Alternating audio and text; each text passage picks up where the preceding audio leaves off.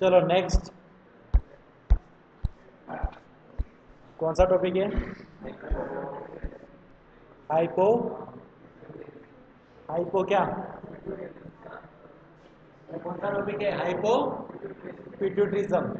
ठीक है, pituitary gland के डिसऑर्डर बाकी रहे थे अपने, जिसके अंदर में आपका हाइपोपिट्यूटरिज्म यानी कि पिट्यूटरी ग्लैंड अपने हॉर्मोन्स का सिक्रीशंस क्या कर दे, कम कर दे, डिक्रीज कर दे, उस कंडीशन को अपन बोलते हैं हाइपोपिट्यूटरिज्म। डेफिनेशन देखना, pituitary gland is a disorder in hypopituitarism is a disorder in which the pituitary gland secrete inadequate amount of one or more hormones leading reduction function or target endocrine glands।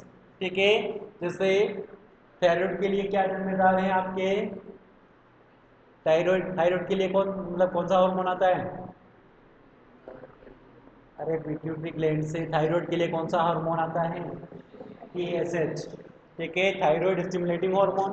ठीक है, then उसके बाद में और भी जो अपने adrenal gland है, ठीक है, एड्रिनल ग्लैंड के लिए कौन सा था आपका?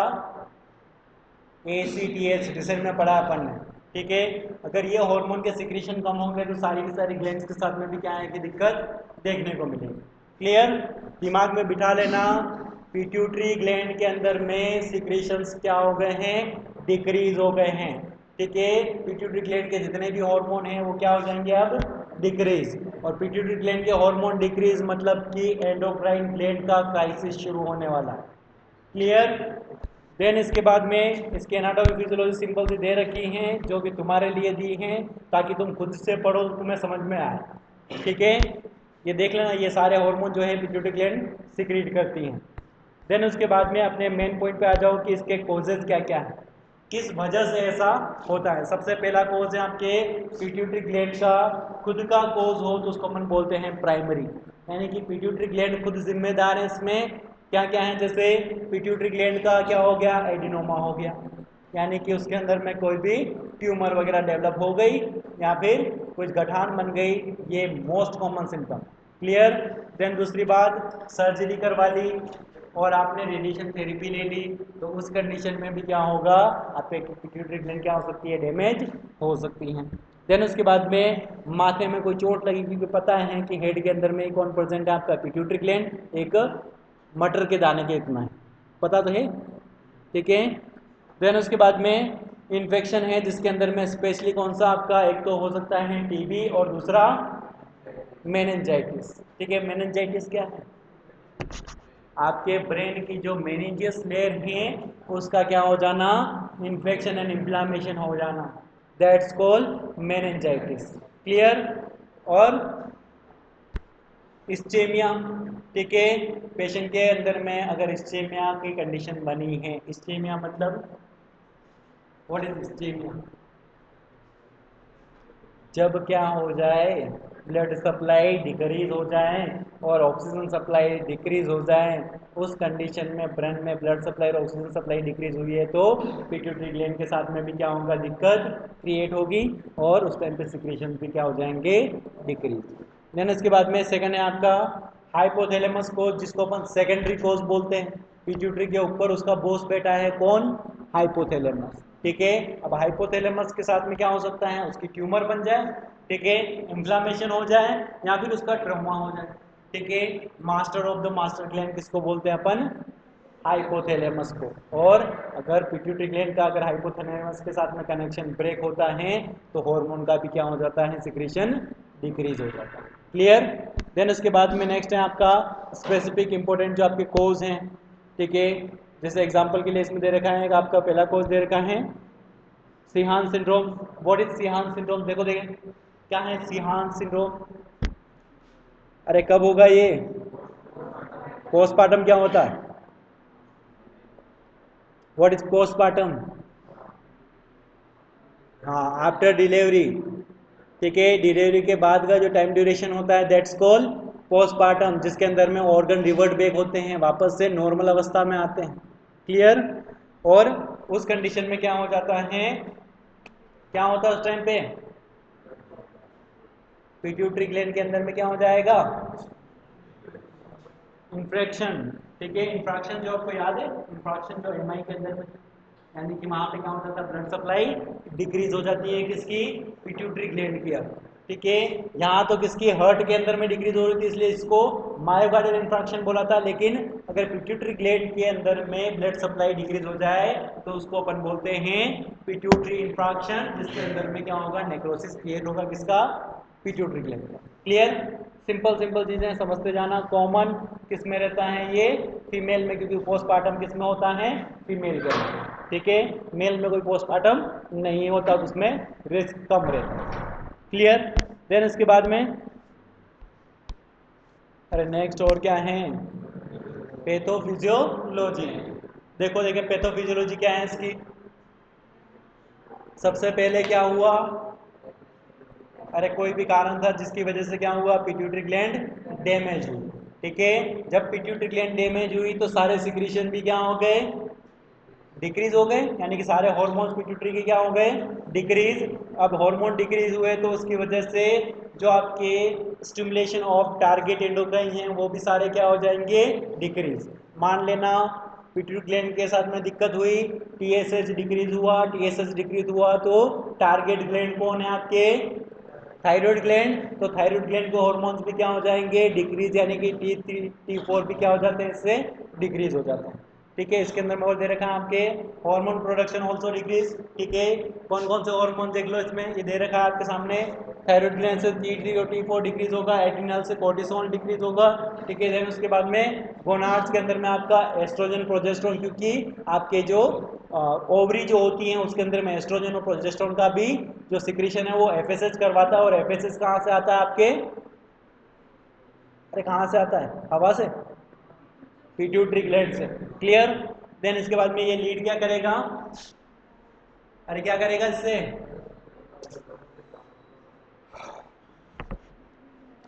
क्या होगा इससे, मेटाबॉलिक प्रोसेस क्या हो जाएगा, पूरा का पूरा डिस्टर्ब।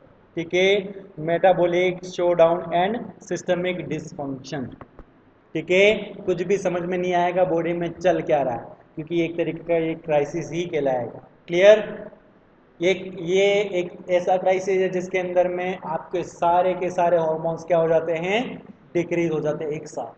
क्लियर, देन उसके बाद में एक साथ आपको डिजीजेस देखने को मिलेगी। पेशेंट के अंदर में हाइपोथायरॉयडिज्म प्रेजेंट है, ठीक है, पेशेंट के अंदर में हाइपोपैराथायरॉयडिज्म प्रेजेंट है, सारे के सारे जितने भी पिट्यूटरी ग्लैंड रेगुलेट कर रही है वो सारे हार्मोन्स क्या हो जाएंगे, एक साथ एक्टिवेट हो जाएंगे।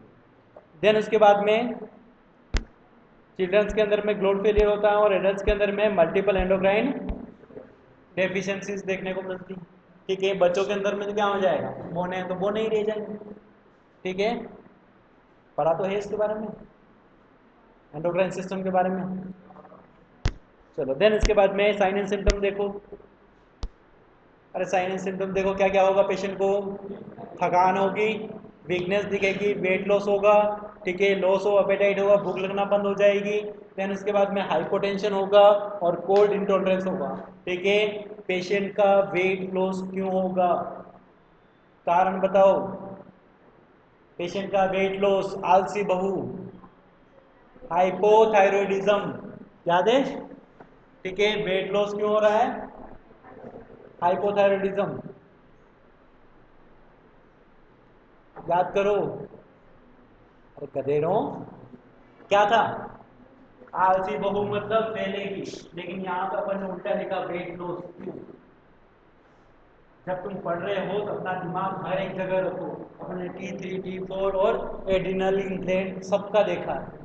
ठीक है, लेकिन यहाँ पे क्या है, क्राइसिस की कंडीशन, क्राइसिस की कंडीशन में एक हार्मोन जिम्मेदार नहीं हो रहा है।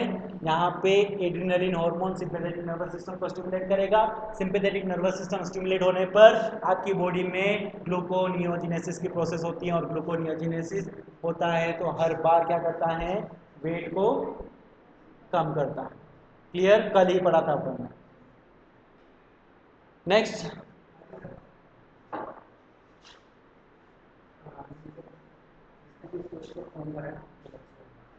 स्कॉलरशिप वाले कौन है भाई, कोई है, सारे चले जाओ स्कॉलरशिप वाले। चलो, देन उसके बाद में नेक्स्ट और क्या है, इसमें हाइपोटेंशन देखने को मिलेगा और कोल्ड इंटॉलरेंस देखने को मिलेगा पेशेंट के अंदर। देन उसके बाद में हार्मोनल स्पेसिफिक सिम्टम देख लो कि कौन कौन सा हार्मोन कौन कौन सा सिम्टम लेके आता है, ठीक है। कौन कौन सा हार्मोन कौन कौन सा सिम्टम लेके आएगा, देखो सबसे पहला है आपका ग्रोथ हार्मोन की डेफिशिएंसी, ठीक है। ग्रोथ हार्मोन आपको पता ही है कौन सिक्रेट करता है, पिट्यूटरी ग्लैंड, ठीक है।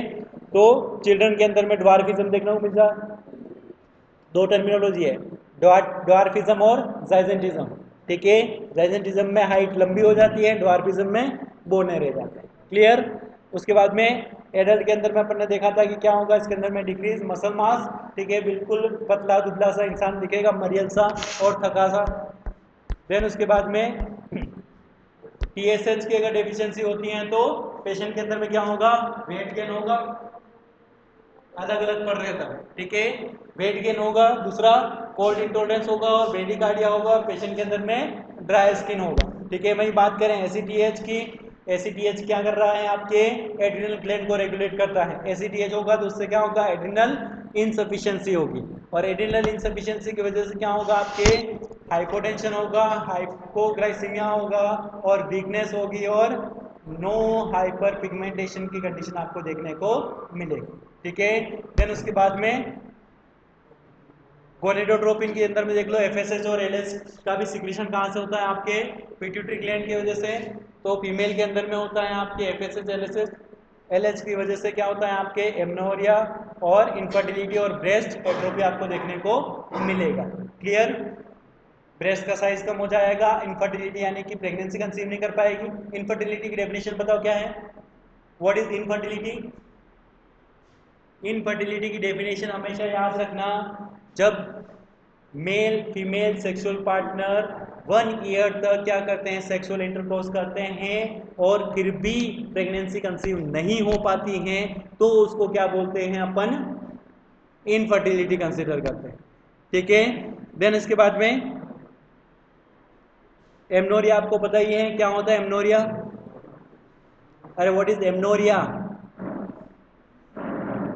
सुना है, मेंस्ट्रुअल साइकिल का एब्सेंट हो जाना, दैट्स कॉल्ड एमनोरिया, ठीक है। जिसके अंदर में बिल्कुल ही मेंस्ट्रुअल साइकिल्स नहीं आएगी, ठीक है। मेनोपॉज जो होता है ना वो एक अलग चीज है, ठीक है। एमनोरिया एक अलग, ठीक है। मेनोपॉज एक पर्टिकुलर टाइम ड्यूरेशन के बाद में क्या हो जाना, मेंस्ट्रुअल साइकिल का बंद हो जाना, दैट्स कॉल्ड मेनोपॉज। और एमनोरिया क्या है, कोई टाइम ड्यूरेशन नहीं, अभी टाइम है, प्रेगनेंसी नहीं हुई है, मतलब अभी तक 45-50 की एज नहीं हुई है, फिर भी क्या हो जाए, मेंस्ट्रुअल साइकिल बंद हो जाए, दैट्स कॉल्ड एमनोरिया, क्लियर। दोनों का मतलब एक ही है, दोनों में मेंस्ट्रुअल साइकिल ही बंद होती है, लेकिन एज पे डिपेंड करता है। देन उसके बाद में मेल के अंदर में देख लो, decrease libido, what is libido, sexual desires, ठीक है। याद रखना लिबिडो मीन सेक्सुअल डिजायर्स क्या हो जाएगी, पेशेंट के अंदर में, मेल के अंदर में कम हो जाएगी। इरेक्टाइल डिस्फंक्शन होगा, ठीक है। इरेक्टाइल डिस्फंक्शन के अंदर में देन उसके बाद में लॉस ऑफ बॉडी हेयर, ठीक है। पेशेंट के अंदर में जो बॉडी हेयर है वो भी डेवलप नहीं होगी, जबकि मेल के अंदर में क्या होते हैं, बॉडी हेयर्स प्रेजेंट होते हैं, ठीक है। लेकिन इस ग्रोथ एफएसएच और एलएच की वजह से ऐसा देखने को मिलता है, क्लियर, समझ में आ रहा है। देन उसके बाद में प्रोलैक्टिन डेफिशिएंसी, ठीक है, ये भी फीमेल के अंदर में देखने को मिलेगा आपको, ठीक है। प्रोलैक्टिन की डेफिशिएंसी से क्या होता है, what is work of prolactin, prolactin का काम बताओ क्या है, मिल्क प्रोडक्शन कराना, ठीक है। और प्रोलैक्टिन का लेवल अगर गिर जाता है तो मिल्क प्रोडक्शन नहीं हो पाता है फीमेल्स के अंदर, ठीक है। फेलियर ऑफ लैक्टेशन, ठीक है, इंपॉर्टेंट साइन इन स्नान सिंड्रोम, ठीक है। ये बहुत इंपॉर्टेंट साइन होता है आपके स्नान सिंड्रोम का। देन उसके बाद में डायग्नोस्टिक एवैल्यूएशन देख लो, क्या क्या टेस्ट कराओगे, जांचें करवाओगे, देखो देखें, अरे कौन कौन सी जांचें करवाओगे, जितने भी टेस्ट हैं सारे के सारे करवाने हैं आपको, ठीक है। किसके, एफएसएच एलएच वगैरह ये सारे देख लो। इसके अंदर में कि जीएच हार्मोन का टेस्ट कराना, टीएसएच चेक कराना है, एसीटीएच चेक कराना है, एफएसएच चेक कराना है, एलएच चेक कराना है, T3 T4 cortisol sex hormone, ये सारे के सारे आपको क्या करवाने हैं, टेस्ट करवाने हैं, क्लियर। देन उसके बाद में आप इमेजनरी टेस्ट के अंदर में आपके फिक्स चीज़ें एमआरआई सीटी और यूएसजी जो है आपको करवाना ही है, ठीक है, यूएसजी साइज बताता है, एमआरआई सीटी क्या बताएगा, ट्यूमर के बारे में आपको डिटेल्ड बताएगा। देन उसके बाद में स्पेसिफिक टेस्ट करवाने हैं आपको, जैसे हार्मोनल स्टिमुलेशन टेस्ट और ब्लड ग्लूकोज टेस्ट। ठीक है, ब्लड ग्लूकोज टेस्ट क्यों करवाना है, क्योंकि क्या होगा, कोर्टिसोल का लेवल जो है क्या होगा इसके अंदर में, कोर्टिसोल का लेवल घट जाएगा, डिक्रीज हो जाएगा, इस वजह से आपको चेक कराना है, जिससे हाइपोग्लाइसीमिया पेशेंट के अंदर में देखने को मिल सकता है। कॉम्प्लिकेशन छोड़ दो, तुम्हारे काम की नहीं है। मैनेजमेंट देखो, हार्मोनल रिप्लेसमेंट थेरेपी देते हैं, जितने भी हार्मोन कम हो रहे हैं उनको बाहर से दे दो। हार्मोनल रिप्लेसमेंट थेरेपी के अंदर में कुछ भी नहीं है, सिंपल सी बात कि जितने हार्मोन बॉडी में कम हुए हैं वो सारे के सारे हार्मोन आप क्या करो, बाहर से दे दो। जैसे कोर्टिकोस्टेरॉइड एसीटीएच के लिए देते हैं, ठीक है, थायराइड हार्मोन्स के लिए अपन लिवोथायरोक्सिन दे देते हैं। देन उसके बाद में एस्ट्रोजन प्रोजेस्टेरोन के लिए अपन बाहर से ये एस्ट्रोजन प्रोजेस्टेरोन जो है हार्मोन मिल जाते हैं, इनको आप लगा सकते हो, ठीक है, सेक्स हार्मोन इनको बोलते हैं। देन उसके बाद में ग्रोथ हार्मोन्स भी क्या कर सकते हो आप, इंजेक्ट कर सकते हो। क्लियर, ये सारे के सारे हार्मोन्स क्या हैं आपके, इम्प्लांटेबल हैं। देन उसके बाद में नेक्स्ट है इसका ट्रीटमेंट ऑफ कोज, जैसे ट्यूमर है तो ट्यूमर को हटाने के लिए सर्जरी कर लो, रेडिएशन थेरेपी दे दो, ट्रीटमेंट ऑफ इन्फेक्शन कर लो अगर इन्फेक्शन है तो। देन उसके बाद में सपोर्टिव मैनेजमेंट के अंदर में आप खाने में अच्छी चीज़ें देनी है, ठीक है, और खाना के साथ में उसका पानी वानी का बैलेंस बनाए रखना है, ठीक है, फ्लूइड इलेक्ट्रोलाइट इम्बैलेंस नहीं होने देना पेशेंट की बॉडी में, और मॉनिटर वाइटल साइन, ठीक है, कंटिन्यू आपको पेशेंट के वाइटल साइन मॉनिटर करना है। नर्सिंग मैनेजमेंट तुम्हारे काम की चीज़ है, तुम करते रहना। देन उसके बाद में हाइपरथायरॉयडिज्म, हाइपरपिट्यूटरिज्म, ठीक है, अब क्या हो गया है कि पिट्यूटरी ग्लैंड के साथ में दूसरी प्रॉब्लम, कि पहले तो क्या हो रहा था, सिक्रीशन सारे कम हो रहे थे, अब सिक्रीशन क्या हो गए, बढ़ गए, ठीक है, सिक्रीशन बढ़ जाते हैं तो उसको अपन क्या बोलते हैं, हाइपरपिट्यूटरिज्म, ठीक है। तो हाइपरपिट्यूटरिज्म के अंदर में देख लो, ग्रोथ हार्मोन वगैरह क्या हो जाएंगे इसके अंदर में, मोस्ट कॉमनली इंक्रीज हो जाएंगे, ठीक है। ईटियोलॉजी देख लो, इसके कारण क्या क्या हो सकते हैं, मोस्ट कॉमन कोज क्या है, पिट्यूटरी एडिनोमा, क्योंकि पिट्यूटरी एडिनोमा के अंदर में क्या होता है, सेल्स के ग्रोथ ज़्यादा होती है, एब्नॉर्मल सेल्स आती हैं, तो जाहिर सी बात सिक्रीशंस बढ़ जाते हैं। अदर कोजेस के अंदर में आपके हाइपोथैलेमिया, थैलेमिक ट्यूमर हो सकता है। देन उसके बाद में excess secretion of releasing hormones हो सकते हैं। देन रेयर जेनेटिक कंडीशंस हो सकते हैं, ठीक है, हाइपोथैलेमस में ट्यूमर बन जाए, ठीक है, सिक्रीशन जो रिलीजिंग हार्मोन्स हैं वो क्या हो जाए, बढ़ जाए, या फिर आपके रेयर जेनेटिक कोई डिजीज हैं वो क्रिएट हो जाए, तो उस कंडीशन में ऐसा हो सकता है, ठीक है। रेयर जेनेटिक डिजीज के बाद में है आपका, और क्या है इसके अंदर में, पैथोफिजियोलॉजी, ठीक है, पैथोफिजियोलॉजी के अंदर में देख लो कि पिट्यूटरी ग्लैंड के अंदर में ट्यूमर डेवलप हुआ, ट्यूमर ने क्या करा, सिक्रीशन को सबको बढ़ा दिया, ठीक है, मेनली किसको बढ़ाया, ग्रोथ हार्मोन को, और ग्रोथ हार्मोन अगर बढ़ता है तो आपके सोमेटोमेडिन जो है आपको देखने को मिलता है, क्या है, IGF फर्स्ट, ठीक है, जिसके अंदर में आपका स्टिमुलेट होता है लीवर, ठीक है, और क्या करता है, लीवर स्टिमुलेट होके जीएच हार्मोन को स्टिमुलेट करता है, और जीएच हार्मोन स्टिमुलेट होता है मतलब कि अब ग्रोथ क्या होगी, इंक्रीज होगी। जहाँ क्या हो रहा था, पेशेंट के अंदर में क्या हो रहा था, ड्वार्फिज्म हो रहा था, अब पेशेंट के अंदर में क्या होगा, जाइजेंटिज्म, ठीक है। देन उसके बाद में इसकी वजह से और क्या क्या हो सकता है, बोन और बोन्स के अंदर में दिक्कत आएगी, ठीक है, कोज एक्सेसिव ग्रोथ ऑफ बोन्स, ठीक है, बोन की ज़्यादा ग्रोथ होगी, और दूसरा आपके सॉफ्ट टिश्यूज की भी क्या होगी, ज़्यादातर आपको ग्रोथ देखने को मिलेगी पेशेंट के अंदर, ठीक है। एग्जांपल के लिए जैसे खली का एग्जांपल आपको दे रखा है, ठीक है। देन उसके बाद में इसके रिजल्ट्स पे डिपेंड करेगा कि पेशेंट को क्या क्या हो सकता है, एक तो जाइजेंटिज्म और दूसरा एक्रोमेगेली, ठीक है। एक्रोमेगेली क्या है, जब पेशेंट का बोन जो है, एक बोन के बीच में जो गैप रहता है ना आपके, क्या बोलते हैं उसको,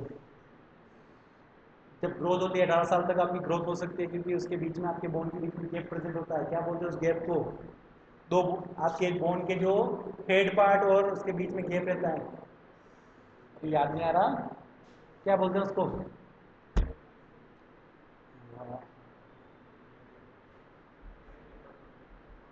कौन सा गैप बोलते हैं यार उसको, बोन्स के 3 पार्ट्स होते हैं, 3 पार्ट में बोन को डिवाइड करते हैं, एक तो हेड हो गया, एक स्टमस हो गया, और बीच वाला जो पार्ट क्या है, चलो सिंपल सा इतना समझना कि जो आपके बोन होती है ना, तो ये जो बोन है आपके इस बोन को ग्रोथ करने की इजाजत तब तक मिलती है जब तक ये वाला गेप फुलफिल नहीं हो जाता। ठीक है, ये वाला जो गेप बचा हुआ रहता है तब तक ही क्या हो सकती है आपके ग्रोथ हो सकती है। जो हाइट बढ़ती है ना, वो ये वाला गेप फुलफिल नहीं होता तब तक बढ़ती है। ठीक है, अब जब ये गेप क्या हो जाए, फुलफिल हो जाए, यानी 18 साल से उम्र से आगे निकल जाओ और फिर भी क्या हो जा रहे हैं आपके जीएस हार्मोन बढ़ता जाए, तो अब ये बोन तो लंबाई में तो बढ़ नहीं सकती, तो क्या होगी, ये बोन चौड़ाई के अंदर में बढ़ जाएगी। ठीक है, तो उस कंडीशन को अपन बोलते हैं एक्रोमेगेली। क्लियर? क्या बोलते हैं उसको? एक्रोमेगेली। क्लियर? जब बोन लंबाई में नहीं बढ़ पाती हैं तो उस कंडीशन में क्या होती है, बोन मोटाई में बढ़ेगी। क्लियर? देन उसके बाद में टाइप ऑफ हाइपरपिट्यूटिज्म, जिसके अंदर में, चलो ये लिखा दिया तुमने ना इसमें, ये एपिफाइजियल क्लोजर। ठीक है, पढ़ा होगा आपने, एपिफाइजियल क्लोजर हो जाता है 10 साल के उम्र के बाद में, तो आपकी हाइट नहीं बढ़ पाती है। ठीक है, ये एपिफाइजियल क्लोजर वाला पूरा ही देख लेना, एक्रोमेगेली क्या है और दोनों ही देख लेना एक बार। क्लियर? सिंपल सा बता दिया जाइजेटिज्म क्या है और एक्रोमेगेली क्या है, बस। देन उसके बाद में नेक्स्ट है आपके क्लिनिकल मैनिफेस्टेशन। ठीक है, साइनस सिंड्रोम देख लो, इसके क्या क्या हैं, हेडेक, फटीग, जॉइंट पेन और स्वेटिंग। ठीक है, आपके सर दुखता, माथा दुखेगा। ठीक है, फटीग होगी, थकान हो सकती है क्योंकि आप ज़्यादा पढ़ाई कर रहे हो, और घुटने दुख सकते हैं क्योंकि बहुत ज़्यादा टाइम बैठ रहे हो, और स्वेटिंग हो सकती है। ठीक है, ये सारे कारण नहीं है इसके, ये सारा कारण कौन है इसके अंदर में, हाइपर पिट्यूटरिज्म। ठीक है, हाइपर पिट्यूटरिज्म की वजह से आपको देखने को मिल सकता है। देन उसके बाद में स्पेसिफिक फीचर देख लो कि इनलार्जमेंट ऑफ ऑर्गनों को आपको देखने को मिलेगा, जैसे हार्ट, लिवर जो है इसके अंदर में इनलार्ज हो जाएंगे। देन उसके बाद में हाइपरटेंशन देखने को मिलेगा, पेशेंट का बीपी जो है बढ़ जाएगा। क्यों बढ़ जाएगा? क्योंकि पेशेंट के अंदर में सोडियम का रिटेंशन बढ़ेगा। देन उसके बाद में हाइपरग्लाइसीमिया देखने को मिलेगा, क्योंकि हाइपरग्लाइसीमिया देखने को मिलेगा क्योंकि कोर्टिसोल का लेवल बढ़ जाता है, क्योंकि क्या हो रहा है, एसीडीएच का लेवल बढ़ रहा है। ठीक है, देन उसके बाद में विजुअल डिस्टर्बेंस देखने को मिलेंगे, क्योंकि आपके जो आईसीपी है वो भी क्या हो जाता है, इंक्रीज हो जाता है इस कंडीशन। देन इसके बाद में नेक्स्ट और क्या है इसके अंदर में, प्रेशर इफेक्ट जो है आपको देखने को मिल सकता है, जैसे हेडेक हो गया। ठीक है, ये ट्यूमर की वजह से। ठीक है, बाय बाय टेम्पोरल हिमियानोपिया। ठीक है, लॉस ऑफ पेरिफेरल विजन। ठीक है, अपने बस इतना ही याद रखना कि आपका जो पेरिफेरल विजन है वो भी क्या हो जाएगा, लॉस हो जाएगा। ठीक है, साइड में यूँ देखोगे ना, जैसे सामने देख रहे हो तो इधर का पूरा एरिया क्या हो जाता है, ब्लॉक। ठीक है, आपका जो 180 डिग्री का एंगल है वो क्या हो जाएगा, ब्लॉक। आपको ओनली फॉर सामने की चीज़ें दिखेगी, साइड की चीज़ें नहीं दिखेगी। क्लियर? देन उसके बाद में डायग्नोस्टिक इवैल्यूएशन देख लो कि क्या क्या चीज़ें आप इसमें टेस्ट करवाओगे, जितना टेस्ट उसमें करवाया था वही सारा टेस्ट इसमें भी करवाना है। बस टेस्ट रिजल्ट्स क्या होंगे, उधर नेगेटिव थे इधर पॉजिटिव होंगे। ठीक है, उधर क्या था कि हाइपो में जा रहे थे सारे, इधर हाइपर के अंदर में जाएंगे। ठीक है, इमेजनरी टेस्ट के अंदर में देख लो, एमआरआई सीटी स्कैन करवानी है आपको क्योंकि ट्यूमर का पता लगाना है। देन उसके बाद में स्पेसिफिक टेस्ट देख लो इसका, oral glucose tolerance test, OGTT. ठीक है, याद है अपन ने पहले पढ़ा था अभी थोड़ी देर पहले, जिसके अंदर में आपको पता चला था कि ग्लूकोज टॉलरेंस टेस्ट जो कर रहे थे, ओरल ग्लूकोज टॉलरेंस टेस्ट।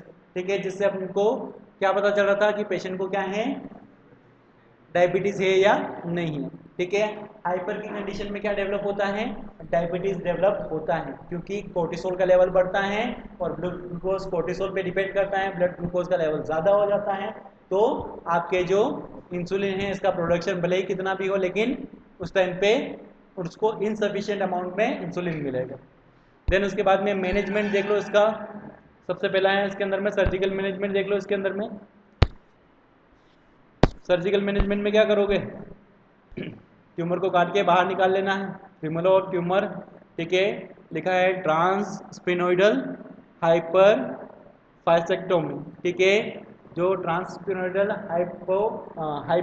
हाइपोफाइसेक्टोमी जो है इसके अंदर में आपके जो पर्टिकुलर आपके क्या बोलते हैं, पिट्यूटरी ग्लैंड के ऊपर में जो ट्यूमर प्रेजेंट है इसको क्या करोगे आप, रिमूव कर दोगे। ठीक है, देन उसके बाद में रेडिएशन थेरेपी दे देना है, ठीक है।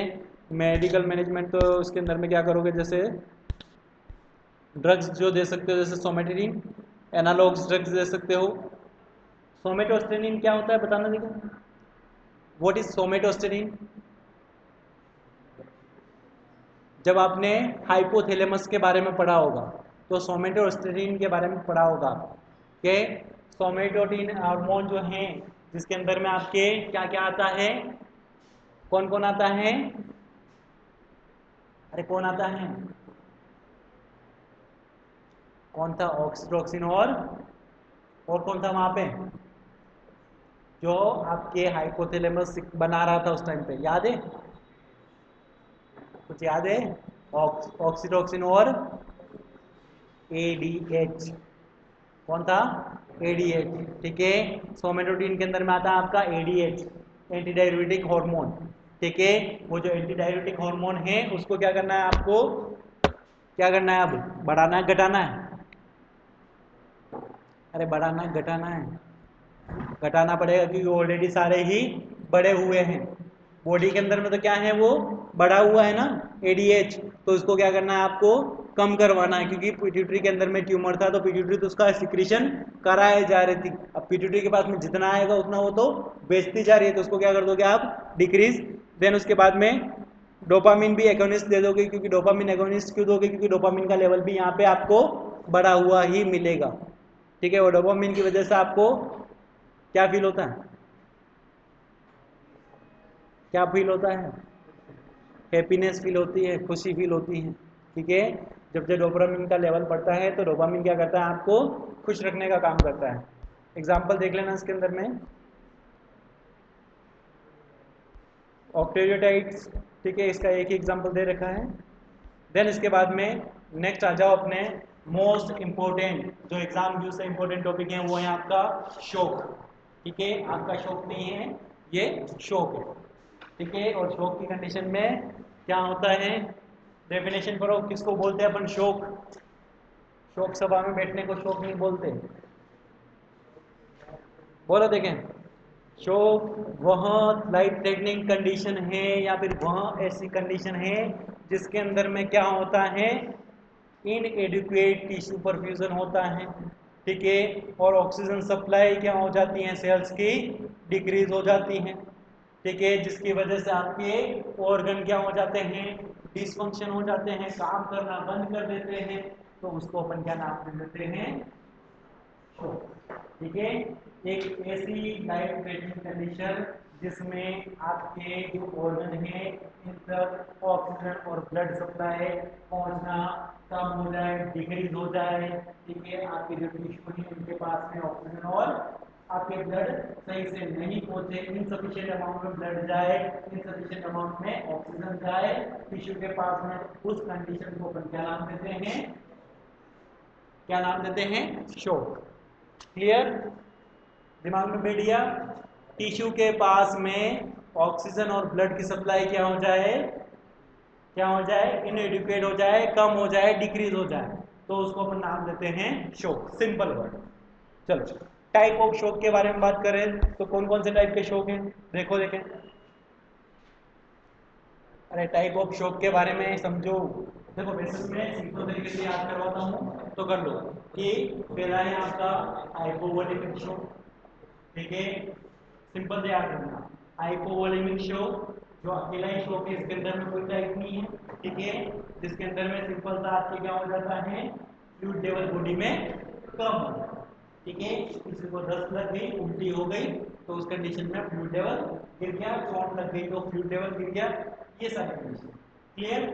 देन उसके बाद में दूसरा है आपका कार्डियोजेनिक शोक। कार्डियोजेनिक शोक जो है किसके रिगार्डिंग है, हार्ट के रिगार्डिंग, हार्ट की जब पंपिंग कैपेसिटी क्या हो जाए, डिक्रीज हो जाए, तो उसको अपन बोलेंगे कार्डियोजेनिक शोक, क्लियर।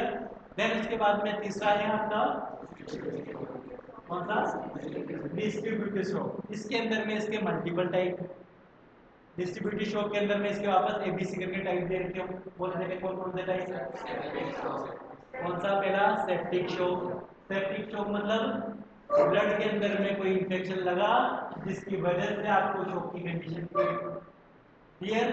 ब्लड के अंदर में इंफेक्शन लग जाए जिसकी वजह से क्या हो जाए, इनसफिशिएंसी हो जाए किसकी, ऑक्सीजन और ब्लड की बॉडी के अंदर में, बॉडी टिश्यू के अंदर में, तो उसको अपन बोलते हैं सेप्टिक शॉक। दूसरा है आपका एनाफिलैक्टिक शॉक। एनाफिलैक्टिक शॉक मतलब एलर्जी, ठीक है। जब आप किसी एलर्जन से पहली बार कांटेक्ट में आते हो आपको कुछ भी नहीं होगा। फर्स्ट टाइम किसी एलर्जन से कांटेक्ट में आओगे आपको कुछ नहीं होगा, क्योंकि उस टाइम पे आपकी बॉडी के अंदर में हिस्टामिन प्रोड्यूस नहीं होगा। उस टाइम पे आपकी बॉडी ओनली वो क्या बनाएगी, उसके लिए एंटीबॉडी बनाएगी।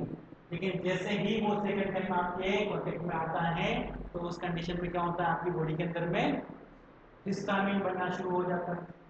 तो एनाफिलैक्टिक शॉक के अंदर में क्या होगा, हिस्टामिन का एक्सेसिव सिक्रीशन होगा, जिसकी वजह से आपकी बॉडी के अंदर में किसकी कमी हो जाएगी, टिश्यू के पास में ऑक्सीजन और ब्लड की कमी हो जाएगी।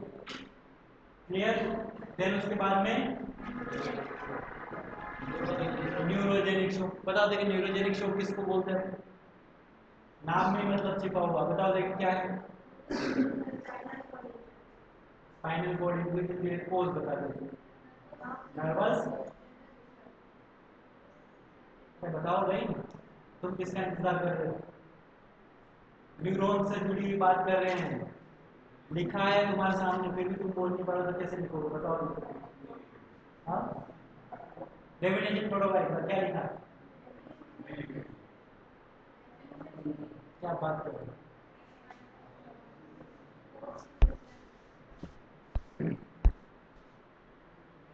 Cardiogenic shock, distributive shock, anaphylactic shock. अच्छा हाँ, डेफिनेशन इसके अंदर मैंने लिखी हुई सब टाइप में।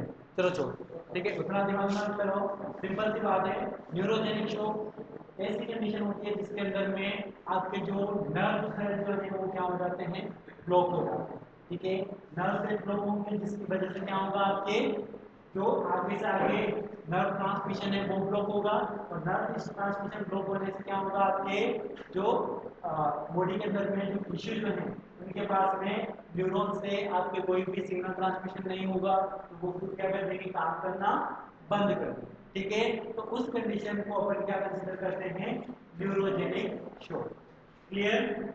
इस कंडीशन में क्या होगा, आपके जो टिश्यू है उन्होंने काम करना बंद कर दिया तो अपने आप क्या होंगे, डेड होते जाएंगे, क्योंकि ऑक्सीजन भले ही पास में पड़ी रहे जब तक वो उनका यूज नहीं करेंगे तब तक वो कोई भी काम नहीं करेंगे। क्लियर। देन उसके बाद में बस हो गए कि और है, नेक्स्ट ऑब्स्ट्रक्टिव शॉक भी लिखा है ना अलग से चौथे नंबर का। ऑब्स्ट्रक्टिव शॉक के अंदर में सिंपल सा क्या हो जाता है, अरे क्या हो जाता है, जैसे गले में किसी के कुछ फंस गया, ठीक है, ऑब्स्ट्रक्शन हो गया, तो उसको अपन नाम दे देते हैं ऑब्स्ट्रक्टिव शॉक। फिजिकल कुछ भी आपके ऑब्स्ट्रक्शन क्रिएट हो जाता है जिसकी वजह से ब्लड सप्लाई डिक्रीज हो जाती है, ऑक्सीजन सप्लाई डिक्रीज हो जाती है, तो उसको अपन नाम देते हैं ऑब्स्ट्रक्टिव शॉक। चार शॉक मेन है, मेन टाइप याद करना, कौन कौन सा, हाइपोवोलेमिक, दूसरा कार्डियोजेनिक, तीसरा डिस्ट्रीब्यूटिव, जिसके अंदर में टाइप वापस से सब टाइप बनाओगे तो क्या बनेंगे, सेप्टिक, एनाफिलैक्टिक और न्यूरोजेनिक, और चौथे नंबर पे आता है आपके ऑब्स्ट्रक्टिव शॉक। क्लियर। चलो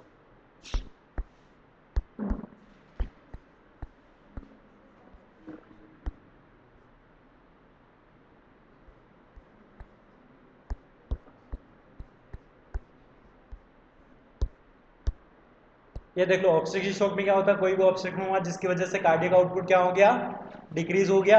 देन उसके बाद में उसकी वजह से टिश्यू परफ्यूजन हुआ और हाइपोक्सिया की कंडीशन हो गई।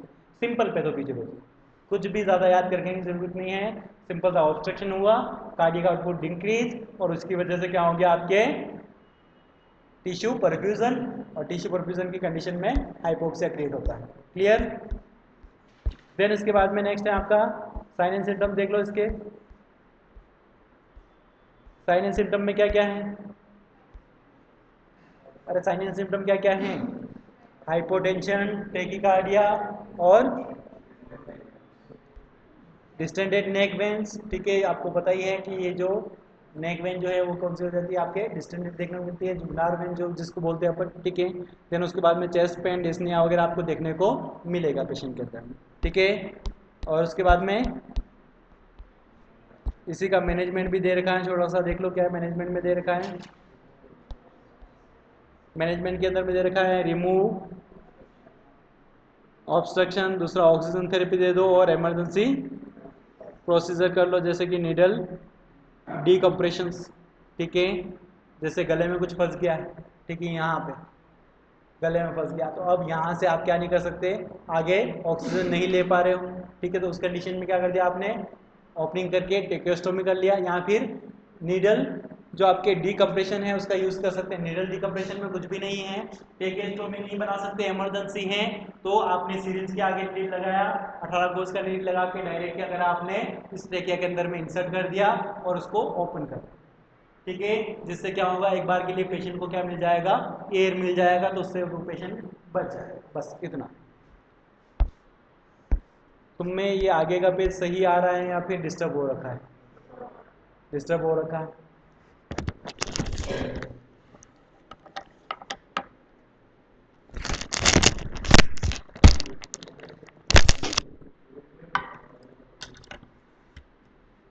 रुको, मैं अभी फ़िलहाल के लिए मैं जो पढ़ा रहा हूँ वो पढ़ लेना इससे, ठीक है। इस पेज को मैं सही करके वापस से भेज दूंगा तुम्हें।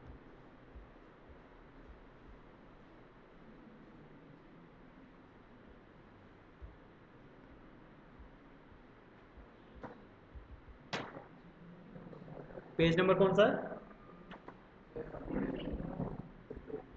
15।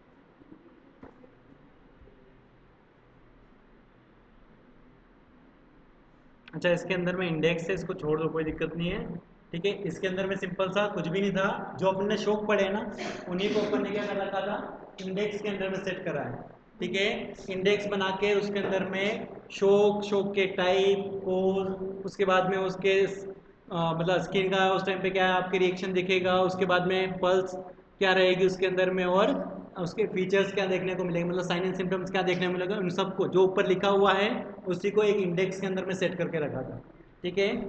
इसको छोड़ देना कोई मतलब नहीं है इसका, वैसे भी जो आपने पढ़ा ऊपर वही है, ठीक है। देन इसके बाद में आते हैं आपके साइन एंड सिम्टम्स पर्टिकुलर, सभी के एक साथ, ठीक है। जितने भी आपने ऊपर शोक पढ़े हैं इन सब के सिम्टम्स को अपन एक साथ देखें तो सबसे पहले आपके वाइटल साइन जो बनते हैं, ठीक है, sorry vital sign clinical diagnosis है ना, डायग्नोसिस है, अरे सिम्टम है या डायग्नोसिस है, क्योंकि मेरे इसमें साफ नहीं है, ये हटा हुआ है इसलिए डायग्नोसिस है। चलो ठीक है, हिस्ट्री कलेक्शन और फिजिकल एग्जामिनेशन सबसे पहला काम रहता है आपका, लेकिन आपको वाइटल साइन जो है वो देखने हैं इसके अंदर में। वाइटल साइन मतलब कि पेशेंट के अंदर में जो सिम्टम्स प्रेजेंट है ना, उनमें से कौन कौन से सिम्टम जो है स्पेशली स्ट्रोक वाले पेशेंट के लिए होते हैं। पहला, पेशेंट के अंदर में बीपी ड्रॉप होता है, ध्यान रखना, दिमाग में बिठा लेना, शोक वाले पेशेंट का बीपी हमेशा ड्रॉप होगा, ऐसा कभी नहीं होगा कि बीपी बढ़े। दूसरी बात, पेशेंट के अंदर में ट्रेकीकार्डिया होगा, ठीक है। और तीसरी बात, पेशेंट के अंदर में ट्रेकीपिनिया होगा, ठीक है। रेस्पिरेशन रेट बढ़ जाएगा, ठीक है, पल्स रेट क्या हो जाएगा, बढ़ जाएगा, और बीपी क्या हो जाएगा, ड्रॉप हो जाएगा। ये साफ साफ इंडिकेट करेगा कि पेशेंट को क्या है, शोक। ठीक है, ऐसा पेशेंट आपके पास तुरंत आता है जिसका बीपी गिरा हुआ है और ट्रेकिपनिया और ट्रेकिकार्डिया हो रहा है, तो सीधा उस पेशेंट पे आपको शॉक के जितने भी आपके ट्रीटमेंट है वो अप्लाई करने हैं, जैसे सीपीआर वगैरह वो सारे इसी के अंदर में अप्लाई हों। क्लियर? ऑब्स्ट्रक्शन है तो पहले ऑब्स्ट्रक्शन को रिमूव करना है। क्लियर? और स्पेसिफिक टेस्ट के अंदर में देख लेना कि हाइपोवोलेमिक शॉक के अंदर में कौन कौन से टेस्ट करते हैं।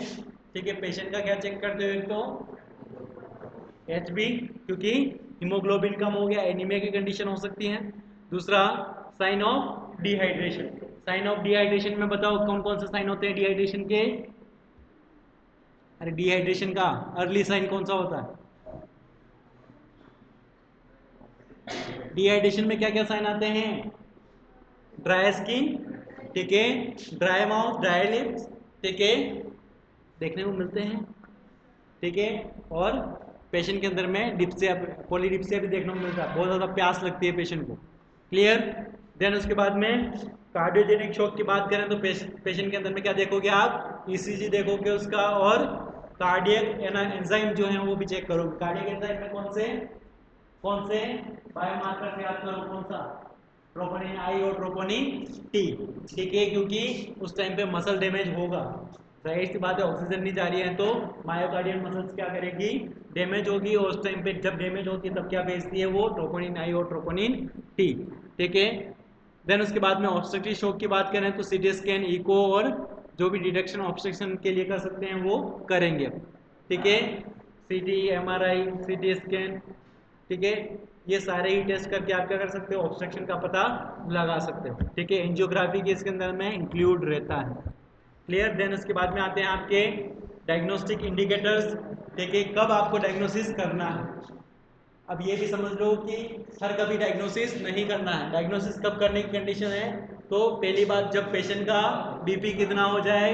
90 के बिलो हो जाए, क्योंकि अपन ने देखा था कि पेशेंट का बीपी ड्रॉप होगा, हाइपोटेंशन होगा। देन उसके बाद में यूरिन आउटपुट क्या हो जाए? Less than 30 ml। ठीक है, 30 ml से अगर यूरिन आउटपुट कम हुआ है मतलब पेशेंट के अंदर में हाइपोवोलेमिक शॉक क्रिएट हो रहा है। देन उसके बाद में सीरम लैक्टेट, ठीक है, सीरम लैक्टेट क्या होगा? बढ़ जाएगा। ठीक है, लैक्टिक एसिडोसिस की कंडीशन आ जाती है पेशेंट के अंदर। देन उसके बाद में अलर्ट मेंटल स्टेटस, पेशेंट कैसे कंडीशन में चला जाएगा आप उसको कुछ भी समझ में नहीं आएगा, अनकॉन्शियस होने लग जाए पेशेंट, तो उस कंडीशन में आपको क्या करना है? ये टेस्ट करने। देन उसके बाद में इमरजेंसी मैनेजमेंट देख लो, वही सीपीआर के लिए जो सारा सिस्टम है वही इसके अंदर में। ठीक है, एबीसी जो फॉर्मूला है उसका यूज करना है आपको, एयरवे, ब्रीथिंग और सर्कुलेशन। क्लियर? ये इमरजेंसी कंडीशन में करना है आपको। देन उसके बाद में फ्लूइड थेरेपी के अंदर में देख लो, फ्लूइड थेरेपी के अंदर में फर्स्ट लाइन जो ट्रीटमेंट है आपका, टाइप ऑफ फ्लूइड देने हैं कौन कौन से, जैसे क्रिस्टलोइड, ठीक है, नॉर्मल सलाइन और रेंगल लैक्टिक आता है इसके अंदर। ठीक है, नॉर्मल सलाइन एनएस देना ही है, और आरएल भी आपको पेशेंट को चढ़ाना है। देन उसके बाद में कोलोइड्स के अंदर में आप पेशेंट को क्या चढ़ाओगे? एल्बुमिन। ठीक है, सेलेक्टेड केसेस के अंदर में, हर किसी को नहीं चढ़ाना। सेलेक्टेड केसेस में कौन सा? कि जिस पेशेंट के बर्न हुआ है उस पेशेंट की बात करो। ठीक है, एग्जांपल के लिए कि किसी पेशेंट को बर्न हुआ है, फुल बॉडी बर्न है, फुल थिकनेस बर्न है, तो उस कंडीशन में क्या करना है आपको? क्या देना पड़ेगा आपको? एल्बुमिन देना पड़ेगा। देन उसके बाद में इंडिकेशंस देख लो इसके, फ्लूइड थेरेपी के इंडिकेशंस देख लो, कब देना है? हाइपोवोलेमिक शॉक में देना है, क्योंकि बर्न का एग्जांपल इसलिए दिया है क्योंकि बर्न के अंदर में कौन सा शॉक होता है आपका? हाइपोवोलेमिक शॉक पेशेंट के अंदर। ठीक है, दूसरा सेप्टिक शॉक के अंदर में भी आप ये कर सकते हैं। क्लियर? देन उसके बाद में इसके गोल देख लो कि रिस्टोर इंट्रावेस्कुलर जो आपका वॉल्यूम है इसको बढ़ाना, कार्डियक आउटपुट को या बीपी को बढ़ाना। ठीक है, ये सारे काम रहते हैं इसके। देन उसके बाद में ड्रग थेरेपी। ठीक है, ड्रग थेरेपी मतलब कि आपको पेशेंट को मेडिसिन क्या क्या देनी है। ठीक है, मेडिसिन की बात करें तो सबसे पहला आता है वेजो प्रेशर। ठीक है, वेजो प्रेशर मतलब कि जो ब्लड वेसल्स को नैरो कर देंगे वो मेडिसिन देनी है। ठीक है, जैसे डोपामिन हो गया आपका, और दूसरा नोरएपिनेफ्रिन हो गया। ठीक है, ये दोनों ही क्या है आपके? वेजो प्रेशर का काम करते हैं, वेजो कॉन्स्ट्रिक्शन का काम करते हैं, जिससे क्या होगा? आपके ब्लड वॉल्यूम क्या हो जाएगा? कम है तो भी ब्लड वेसल्स क्या हुई है? नैरो हुई है, तो वो ब्लड वॉल्यूम सफिशिएंट हो जाएगा उस टाइम। ठीक है। और जब जब आपके वेजोप्रेसिन आता है तो वेजोप्रेसिन क्या करता है, बीपी को बढ़ाता है। ठीक है, क्लियर? कैसे बढ़ाता है, क्यों बढ़ाता है, ये आपको पहले बता दिया। देन उसके बाद में नेक्स्ट है आपका इनोट्रोप्स। ठीक है, इनोट्रोप्स के अंदर में आता है आपके डोपुटामाइन। ठीक है, इनोट्रोप्स का आगे लिखा हुआ देखो क्या करता है, ये हार्ट के इसको बढ़ाएगा, फंक्शन को बढ़ाएगा। और हार्ट का फंक्शन क्या है, पंपिंग पे, कॉन्ट्रेक्शन को बढ़ाएगा, किसके, हार्ट को। ठीक है, देन उसके बाद में अदर ड्रग्स के नाम देख लो। अदर ड्रग्स किसमें कौन सी देनी है, बेस्ड ऑन शॉक। ठीक है, कौन से शॉक में कौन सी ड्रग खिलानी है। तो सेप्टिक शॉक की बात करें तो उसमें ब्रॉड स्पेक्ट्रम एंटीबायोटिक देंगे। ठीक है, सेप्टिक शॉक के अंदर में ब्रॉड स्पेक्ट्रम एंटीबायोटिक देंगे क्योंकि पेशेंट के क्या हुआ है, ब्लड के अंदर में इन्फेक्शन हुआ है। ब्रॉड स्पेक्ट्रम एंटीबायोटिक में जो सबसे ज्यादा बाहर देखते हो आप वो है 1 ग्राम। ठीक है, सेफ्रेक्सोन जिसको बोलते हैं। ठीक है, 1000 mg का जो है इंजेक्शन आता है 1 ग्राम, जिसको अपन बोलते हैं सेफ्रेक्सोन। ठीक है, जो क्या है आपका ब्रॉड स्पेक्ट्रम एंटीबायोटिक है। किसी भी पेशेंट में लगा लो, वायरल है, कुछ भी है पेशेंट के, तो ये इंजेक्शन लगा लो, काम चल जाएगा। देन उसके बाद में एनाफिलैक्टिक शॉक। ठीक है, एनाफिलैक्टिक शॉक के अंदर में क्या होता है, आपके एलर्जिक रिएक्शन आती है, मतलब कि एंटी हिस्टामिन की जरूरत पड़ती है। देख लो इसमें क्या दोगे पेशेंट को, पेशेंट को दे सकते हैं अपन एफिनेफ्रिन दे सकते हैं, एंटी हिस्टामिन दे सकते हैं और कॉर्टिकोस्टेरॉइड दे सकते हैं। ठीक है, ये सारी की सारी ड्रग्स। और ड्रग ऑफ चॉइस इसके अंदर में कौन रहती है आपकी, एफिनेफ्रिन। मतलब मेनली अगर किसी को एनाफिलैक्टिक शॉक हुआ है तो उस पेशेंट को क्या दोगे, एफिनेफ्रिन। क्लियर? एनाफिलैक्टिक शॉक के अंदर में एग्जांपल के लिए समझना, जैसे किसी पर्सन को मधुमक्खी ने काटा और मधुमक्खी से क्या है, उस पर्सन को एलर्जी। ठीक है, तो जैसे ही मधुमक्खी ने काटा पेशेंट किस में जाएगा, शॉक की कंडीशन में। और शॉक की कंडीशन आपको पता है, रेस्पिरेशन बढ़ जाता है, बीपी घट जाता है और हार्ट रेट भी बढ़ जाता है। क्लियर? देन उसके बाद में कार्डियोजेनिक शॉक की बात करें तो कार्डियोजेनिक शॉक के अंदर में आपको पेशेंट को दिखाया जाना पड़ेगा आपको डाययूरेटिक्स। ठीक है, दूसरा वेजो डायलेटर देना पड़ेगा। और क्या दोगे, हाँ, वेजो डायलेटर और डाययूरेटिक्स। ठीक है, ये दोनों ही ड्रग्स आप दे सकते हो। देखो अब सब जगह उल्टा सिस्टम था कि सबने क्या कर रखा था, बीपी की कंडीशन है, पेशेंट की दिक्कत है, तो उस टाइम पे अपन क्या कर रहे थे कि डाययूरेटिक्स वगैरह किसी का भी यूज नहीं कर रहे थे। लेकिन यहाँ पे अपने को करना पड़ेगा। ठीक है, कार्डियोजेनिक शॉक के अंदर में आपको क्या करना पड़ेगा, ब्लड जो आपका वॉल्यूम है इसको कम करना पड़ेगा। ठीक है, फ्लूइड वॉल्यूम कम करना पड़ेगा क्योंकि हार्ट पे क्या हो रखा है, वर्कलोड बढ़ रखा है। क्लियर? और वर्कलोड को कम करने के लिए अपन को क्या करना पड़ेगा, पेशेंट का जितना भी फ्लूइड जो है बाहर निकालना पड़ेगा और वेजोडाइलेटर देके पेशेंट का जो बीपी है उसको भी कम करना पड़ेगा। लेकिन इस टाइम पे आपको ध्यान रखना है क्योंकि पेशेंट किस में जा सकता है, हाइपोटेंशन की कंडीशन में जा सकता है, जिससे पेशेंट डेथ हो सकती है। क्लियर? देन उसके बाद में एक ऑक्सीजन थेरेपी। ऑक्सीजन थेरेपी के अंदर में देखना पेशेंट का जो SpO2 है वो कितना मेंटेन करना आपको, एस्टिमेट 94% से ज़्यादा। ठीक है, 94% से ज़्यादा SpO2 आपका ऑक्सीजन सेचुरेशन मेंटेन करके रखना। और यूज़ करना आपको क्या, वेंटिलेशन के लिए आपको मास्क यूज़ करना है। ठीक है, देन उसके बाद में पोजीशन की बात करें, पेशेंट को कौन सी पोजीशन देनी है, कौन सी देनी है, मॉडिफाइड टेंडरबर्ग पोजीशन। ठीक है, नीचे लिखा हुआ है, तुम्हारे लिए नोट्स स्पेशली डिजाइन करें ताकि तुम खुद से पढ़ सको, बाकी पॉइंट टू पॉइंट लिख के भी छोड़ सकते थे उसको। देख लेना इसके अंदर में पेशेंट को कैसे रखेंगे, टेंडरबर्ग पोजीशन क्या होती है देख लो, सुपाइन विथ लेग एलिवेटेड। ठीक है, पेशेंट को सुलाओगे और पाँव ऊपर रखोगे। क्लियर? देन उसके बाद में ब्लड ट्रांसफ्यूजन।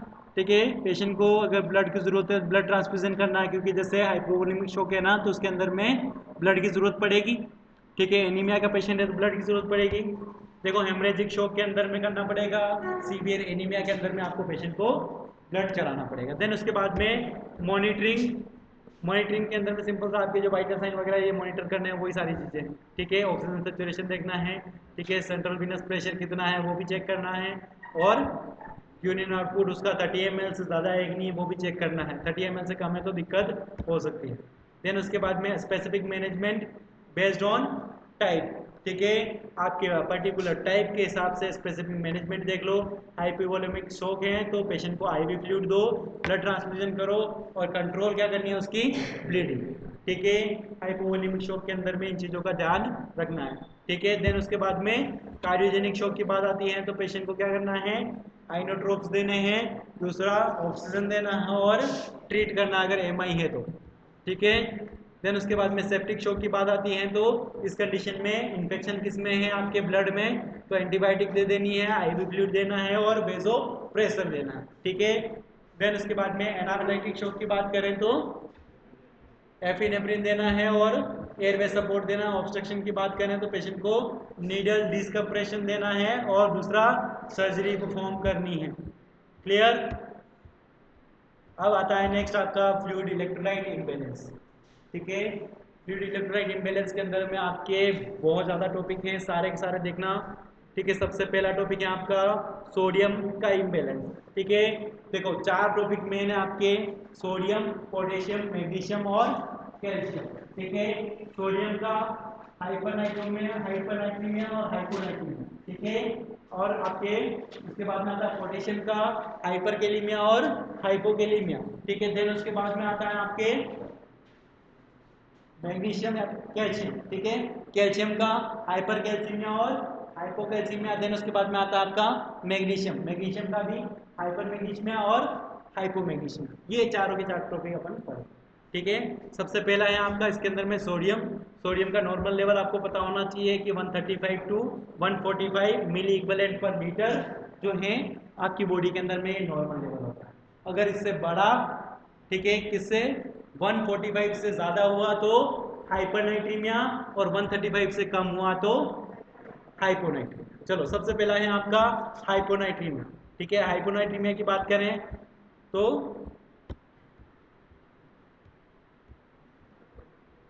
हाइपोनाइट्रीमिया के अंदर में क्या हो रहा है, सोडियम लेवल कितना हो रहा है, लेस देन 135 ml, ठीक है। ये सिंपल सी डेफिनेशन दे रखी है जिसके अंदर में क्या लिखा है, low sodium level in blood due to excess water और सोडियम लॉस, ठीक है। जब आपकी बॉडी से सबसे ज़्यादा बाहर कौन निकल गया है, वाटर और सोडियम निकल गया है, तो उस कंडीशन में सोडियम का लेवल क्या हो जाएगा, डिक्रीज, जैसे किसी पेशेंट को डायबिटिक दे दी हो, ठीक है। देन उसके बाद में कोज क्या हो सकता है कि भाई सोडियम लॉस कैसे हो सकता है, पेशेंट का वोमिटिंग हुआ, सोडियम का और वाटर का लॉस होगा, पेशेंट का बर्न हुआ है, ठीक है, पेशेंट को डायूरेटिक्स दी हैं, तो उस कंडीशन में ऐसा हो सकता है। लेकिन वाटर सबसे ज़्यादा जो है लॉस हुआ है तो वो कब हो सकता है, एक्सेस आईवी फ्लूइड के साथ में, ठीक है।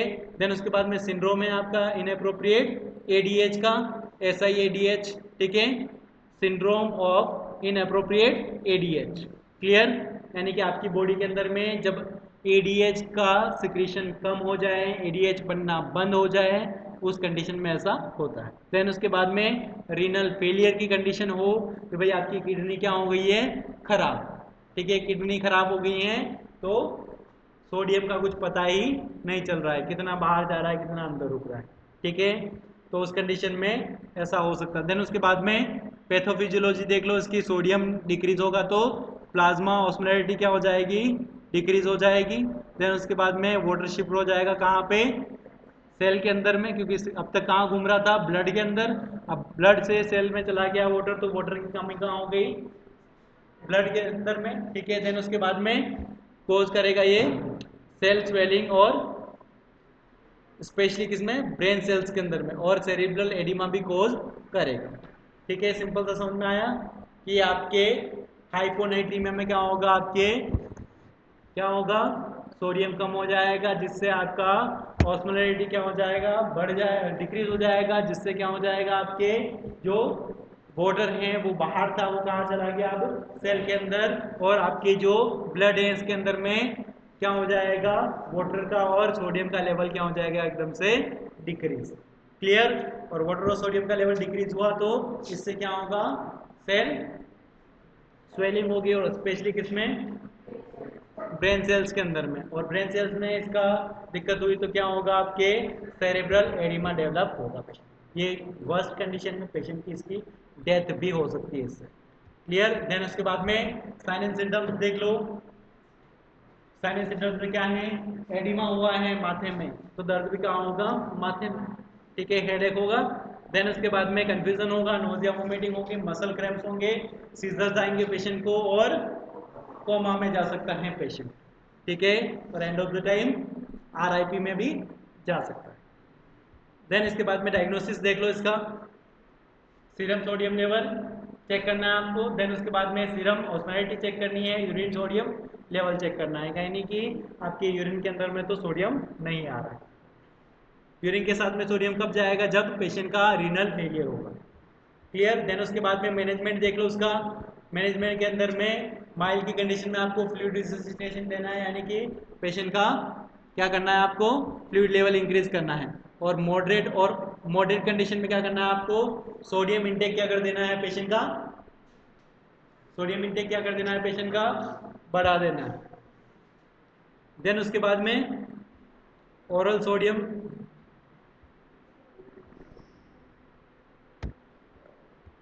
कौन सा पेज नंबर है,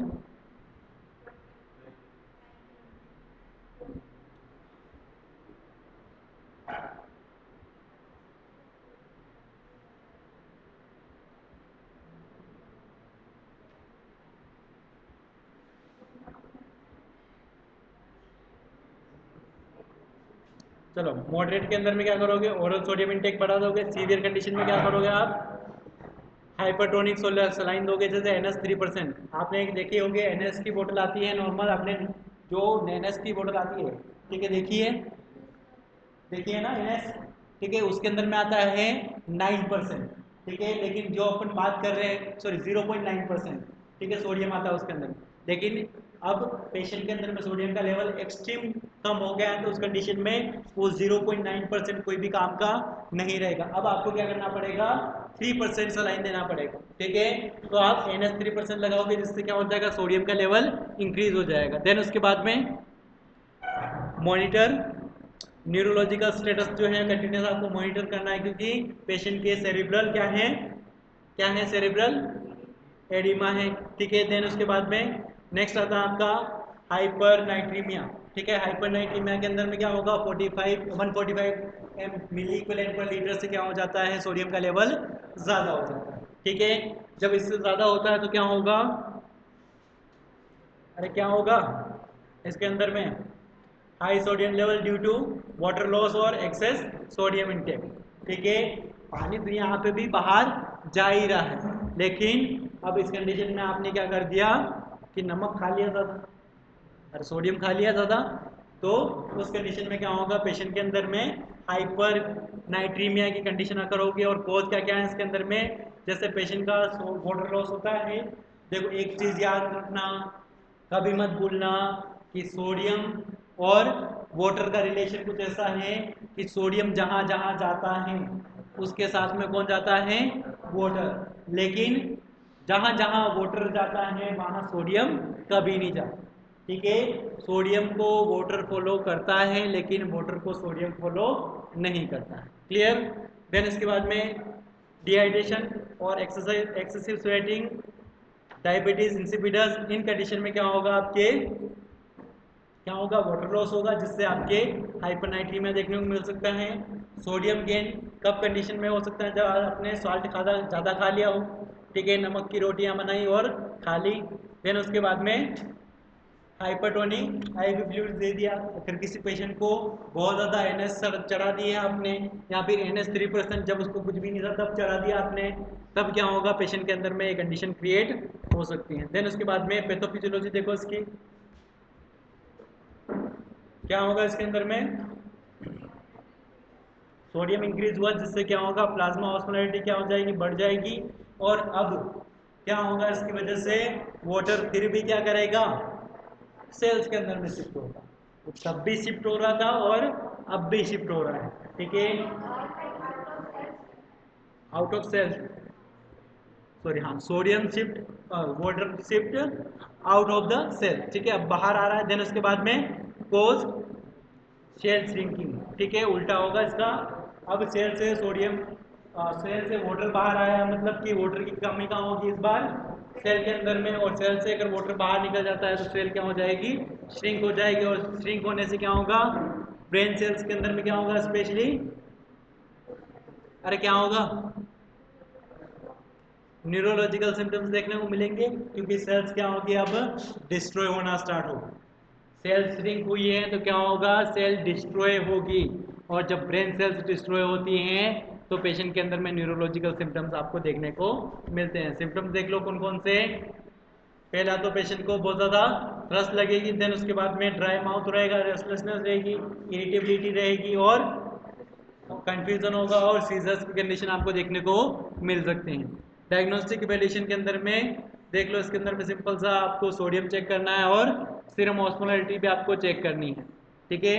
और सोडियम कितना मिलेगा आपको, मोर देन 145 मिली इक्वलेंट पर लीटर, ठीक है। ये लिखा हुआ है MEQ, ठीक है, मिली इक्वलेंट पर लीटर। मैनेजमेंट देख लो इसका, माइल्ड कंडीशन है तो ओरल फ्लूइड दे दो, ठीक है। मॉडरेट है तो IV हाइपोटोनिक फ्लूइड जो है उसका यूज करना है आपको, ठीक है। हाइपरटोनिक और हाइपोटेनिक दो तरीके के फ्लूइड होते हैं। हाइपोटोनिक वो फ्लूइड होते हैं जो आपके क्या करते हैं कि बॉडी के अंदर में क्या करते हैं, सेल के अंदर वाले फ्लूइड को बढ़ाने का काम करते हैं। और हाइपरटोनिक वो फ्लूइड होते हैं जो आपके सेल के आउटर साइड जो फ्लूइड है उसको बढ़ाने का काम करते हैं। क्लियर, दोनों फ्लूइड समझ में आ रहे हैं, हाइपरटोनिक और हाइपोटोनिक। हाइपरटोनिक का एग्जांपल आपको सोडियम का बताया है NH3%, ठीक है। और हाइपोटोनिक के अंदर में है आपका कौन, ग्लूकोज, ठीक है, जो कि 5%, डेक्सट्रोज दे रखा है ना 5%। देन इसके बाद में सीवियर केसेस के अंदर में आपको क्या करना है, स्लो करेक्शन, ठीक है। देन उसके बाद में ट्रीट अंडरलाइनिंग कोज, ठीक है। सीवियर कंडीशन के अंदर में एकदम से ये नहीं कर देना है कि आपने जो है हाइपोटोनिक फ्लूइड दिया और पेशेंट को सही कर लिया, ऐसे एकदम से कुछ भी नहीं करना है। या फिर एकदम से सोडियम को निकाल दिया तो भी पेशेंट की क्या हो सकती है, डेथ हो सकती है, ठीक है। देन उसके बाद में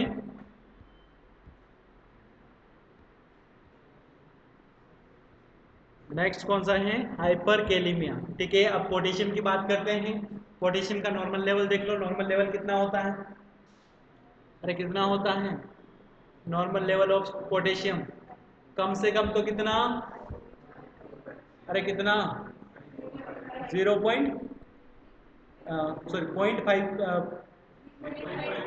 5.0%, ठीक है, कम से कम, ठीक है। और ज़्यादा से ज़्यादा कितना हो सकता है, अरे ज़्यादा से ज़्यादा कितना हो सकता है, और कितना बढ़ा सकते हो इसको,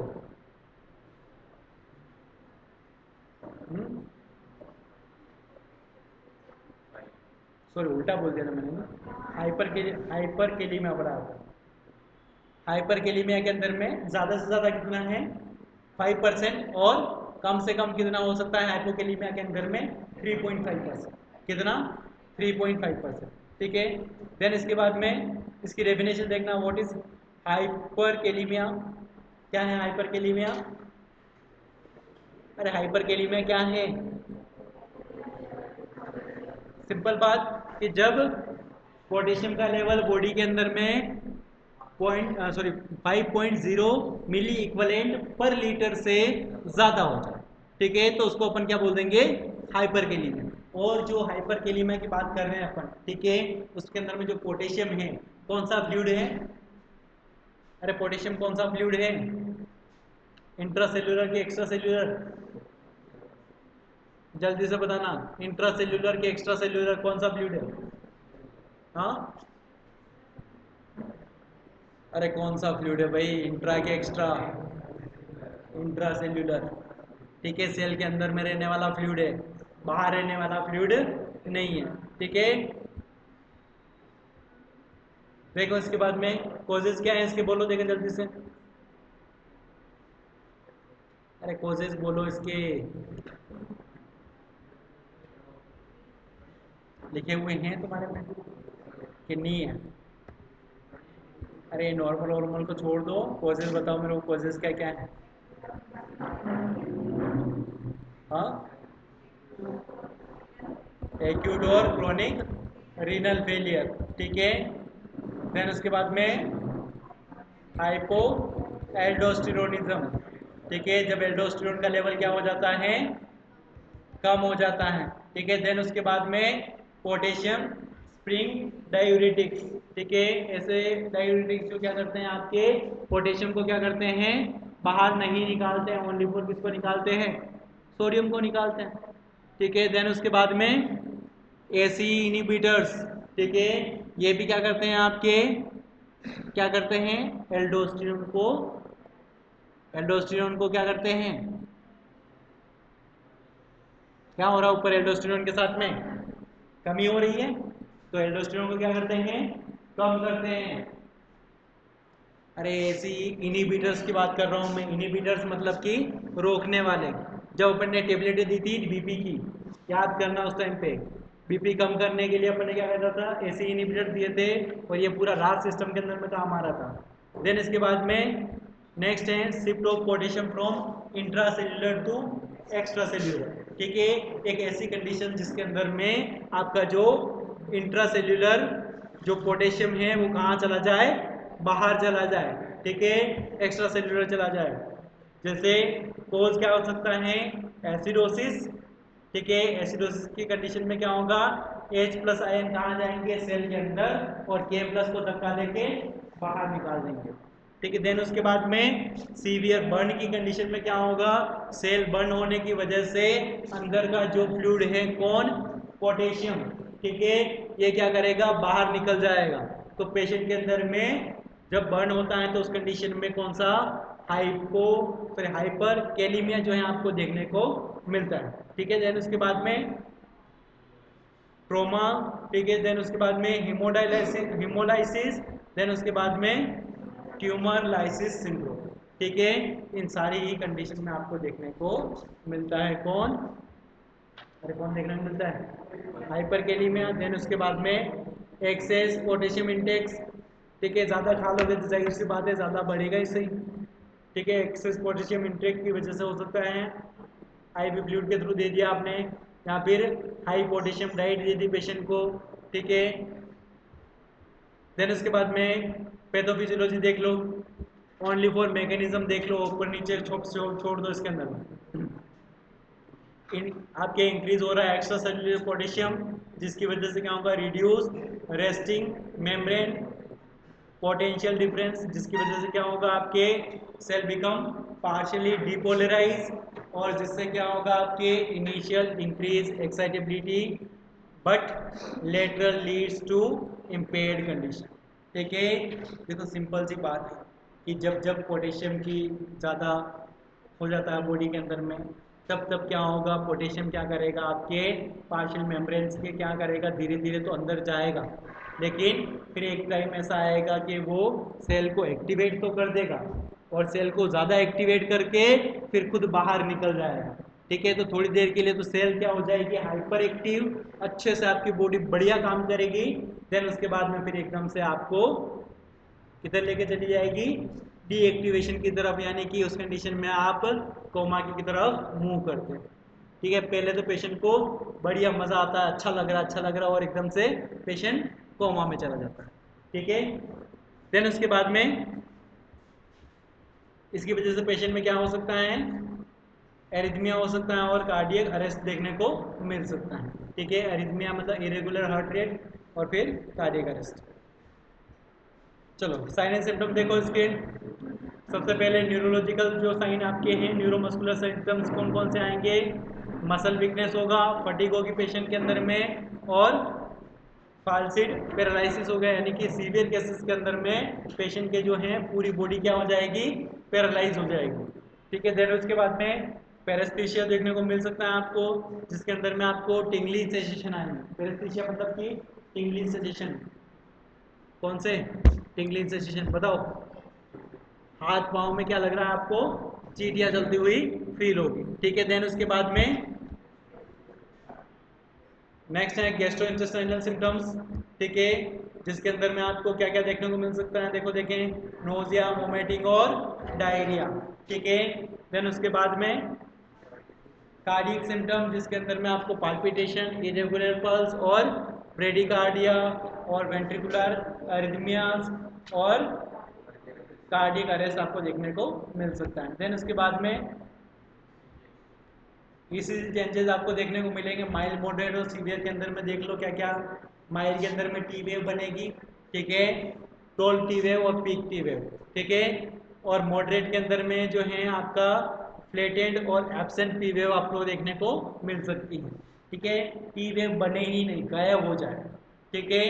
प्रोलॉन्ग्ड पीआर इंटरवल देखने को मिलेगा, ठीक है, क्योंकि इस कंडीशन में आपका ट्रेकिकार्डिया होगा और आपका जो पल्स रेट है वो भी क्या होगा, बढ़ा हुआ मिलेगा, जिसकी वजह से पी आर का इंटरवल जो है वो भी क्या होगा आपका इंक्रीज हो जाएगा। देन उसके बाद में और क्या होगा इसके अंदर में, severe wide Q R S complex, ठीक है, दूर दूर क्यू आर एस कॉम्प्लेक्स बनेंगे और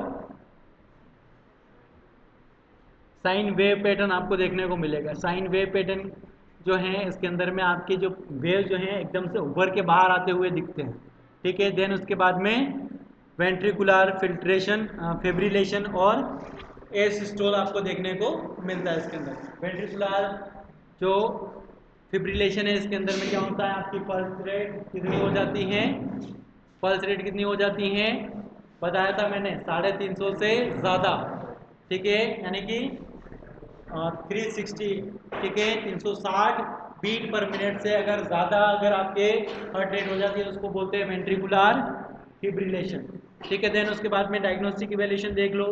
लेबोरेटरी टेस्ट कौन कौन से कर सकते हैं अपन इसके अंदर में, लेबोरेटरी टेस्ट बताओ, देखिए क्या क्या है इसके अंदर में। सीरम पोटेशियम देख लो, रीनल फंक्शन टेस्ट कर लो, एबीजी एनालिसिस कर लो, ये बता देगा आपको साफ साफ, ठीक है। एबीजी के अंदर में आपको इस पोटेशियम का लेवल भी पता चल जाता है। उसके बाद में ईसीजी चेक कर लो, ईसीजी के अंदर में आपको जो सारे बता दिए हैं माइल्ड, मॉडरेट, सीवियर के अंदर में कौन कौन सी ईसीजी देखने को मिलती हैं। अदर इन्वेस्टिगेशन की बात करें तो यूरिन के अंदर में पोटेशियम का लेवल चेक करना है और सीरम इलेक्ट्रोलाइट टेस्ट करोगे तो आपको ऑटोमेटिक वैसे पता चल जाएगा कि इलेक्ट्रोलाइट जो है वो आपका पोटेशियम बढ़ा हुआ है कि घटा हुआ। देन उसके बाद में मैनेजमेंट ऑफ हाइपरकैलेमिया के अंदर में देख लोगे, इसका मैनेजमेंट कैसे कर सकते हो, देख लो। सीवियरिटी, ठीक है, सीवीटी की बात करें तो इसके अंदर में सबसे पहला आपका जो एम है वो दे रखे हैं, कुछ एक क्वेश्चन जो है वो आपको फॉलो करने हैं, लेकिन इमरजेंसी की बात कर लेते हैं अपन सिंपल सा जो अपने काम की चीज़ है, ठीक है। सीवियर हाइपरकैलेमिया के अंदर में आपको कार्डियक स्टेबलाइजेशन करना है सबसे पहले तो, ठीक है। कार्डियक स्टेबलाइजेशन करने के लिए आपको कैल्शियम को एडमिनिस्टर करना पड़ेगा, कैल्शियम ग्लूकोनेट, ठीक है। जो आपका कैल्शियम ग्लूकोनेट है उसको आईवी देंगे और एक्ट करेगा विद इन अ मिनट और प्रोटेक्ट मायोकार्डियम, ठीक है। आपके जो मायोकार्डियम इसको प्रोटेक्ट करेगा। ये कैसे प्रोटेक्ट करता है देख लो, उसके अंदर में डज नॉट रिड्यूस पोटेशियम, ठीक है। आपके पोटेशियम के साथ में कुछ भी काम नहीं करके सीधा सीधा किसको प्रोटेक्ट कर रहा है अब आपके ये मायोकार्डियम को। बताओ देखो कैल्शियम ग्लूकोनेट का काम क्या है मायोकार्डियम के साथ में। कैल्शियम क्या करता है, आपके कार्डियक कॉन्ट्रैक्टिबिलिटी को बढ़ाता है और मायोकार्डियम जो लेयर है इसको क्या करता है, कॉन्ट्रैक्शन और रिलैक्सेशन के लिए एक्टिवेट करता है। इसकी वजह से आपकी मायोकार्डियम एक्टिवेटेड रहेगी, तो मायोकार्डियम एक्टिवेटेड रहने से उसमें अंदर में कोई भी डैमेज नहीं होगा। बाकी और क्या करोगे, शिफ्ट पोटेशियम इनटू सेल, ठीक है। अब पोटेशियम को कहाँ भेज दो, सेल के अंदर भेज दो। सेल के अंदर भेज दोगे तो पोटेशियम को सेल के अंदर भेजने से क्या हो जाएगा, अरे क्या हो जाएगा, ये जो हाइपर पोटेशियमिया हो रखा है आपको, कैल्शियमिया और क्या बोलते हैं अपने कैलीमिया जो हो रखा है वो क्या हो जाएगा, ट्रीट हो जाएगा। देखो भेजने के तरीके देखो, इंसुलिन और ग्लूकोज को मिला लो, ठीक है, तो उससे क्या होगा, इंसुलिन ड्राइव करेगा किसको, पोटेशियम को, कहाँ पे ले जाने में, सेल में, ठीक है। एक गाड़ी बनाई जिसके अंदर में कौन है, इंसुलिन और ग्लूकोज।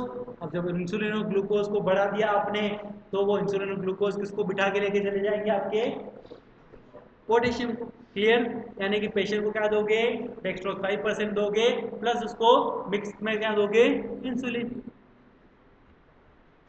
और इस कंडीशन में क्या ध्यान रखना है, पेशेंट को किससे बचाना है, हाइपोग्लाइसीमिया से बचाना है, क्योंकि अगर आपने ग्लूकोज उतना नहीं दिया जितना देना है और इंसुलिन ज़्यादा दे दिया तो फिर क्या होगा, हाइपोग्लाइसीमिया की कंडीशन क्रिएट हो सकती है। देन उसके बाद में सोडियम बाइकार्बोनेट देना है पेशेंट को। सोडियम बाइकार्बोनेट क्या करता है, एसिडोसिस को सही करता है, पता है ना।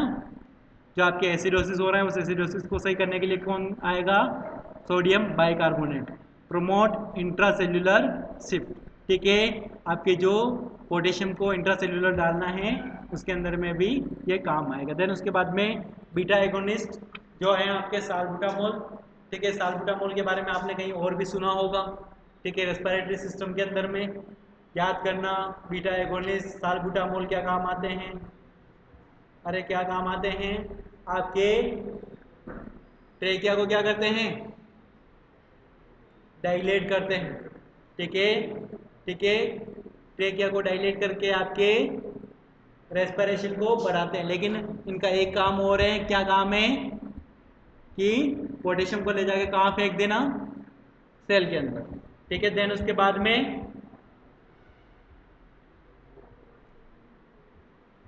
Remove of potassium from body, बाहर निकाल दो, डायूरेटिक्स दे दो तो डायूरेटिक्स से पोटेशियम बाहर निकल जाएगा। देन उसके बाद में कैटायंस एक्सचेंज रेजिन्स के थ्रू आप कर सकते हो। जैसे क्या करोगे, एक्सचेंज कैसे होगा,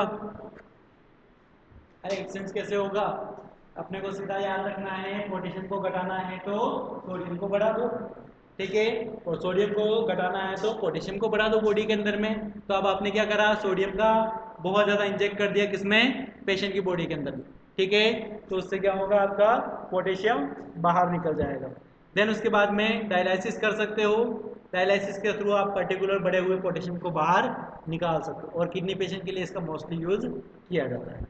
देन उसके बाद में आता है आपका हाइपोकेलीमिया, ठीक है, एक ऐसी कंडीशन जिसके अंदर में क्या हो जाता है, पोटेशियम का लेवल डिक्रीज हो जाता है, ठीक है, और कितना डिक्रीज हो जाता है, 3.5 मिली इक्विवेलेंट पर लीटर से कम, ठीक है, तो उस कंडीशन को बोलते हैं अपन हाइपोकेलीमिया।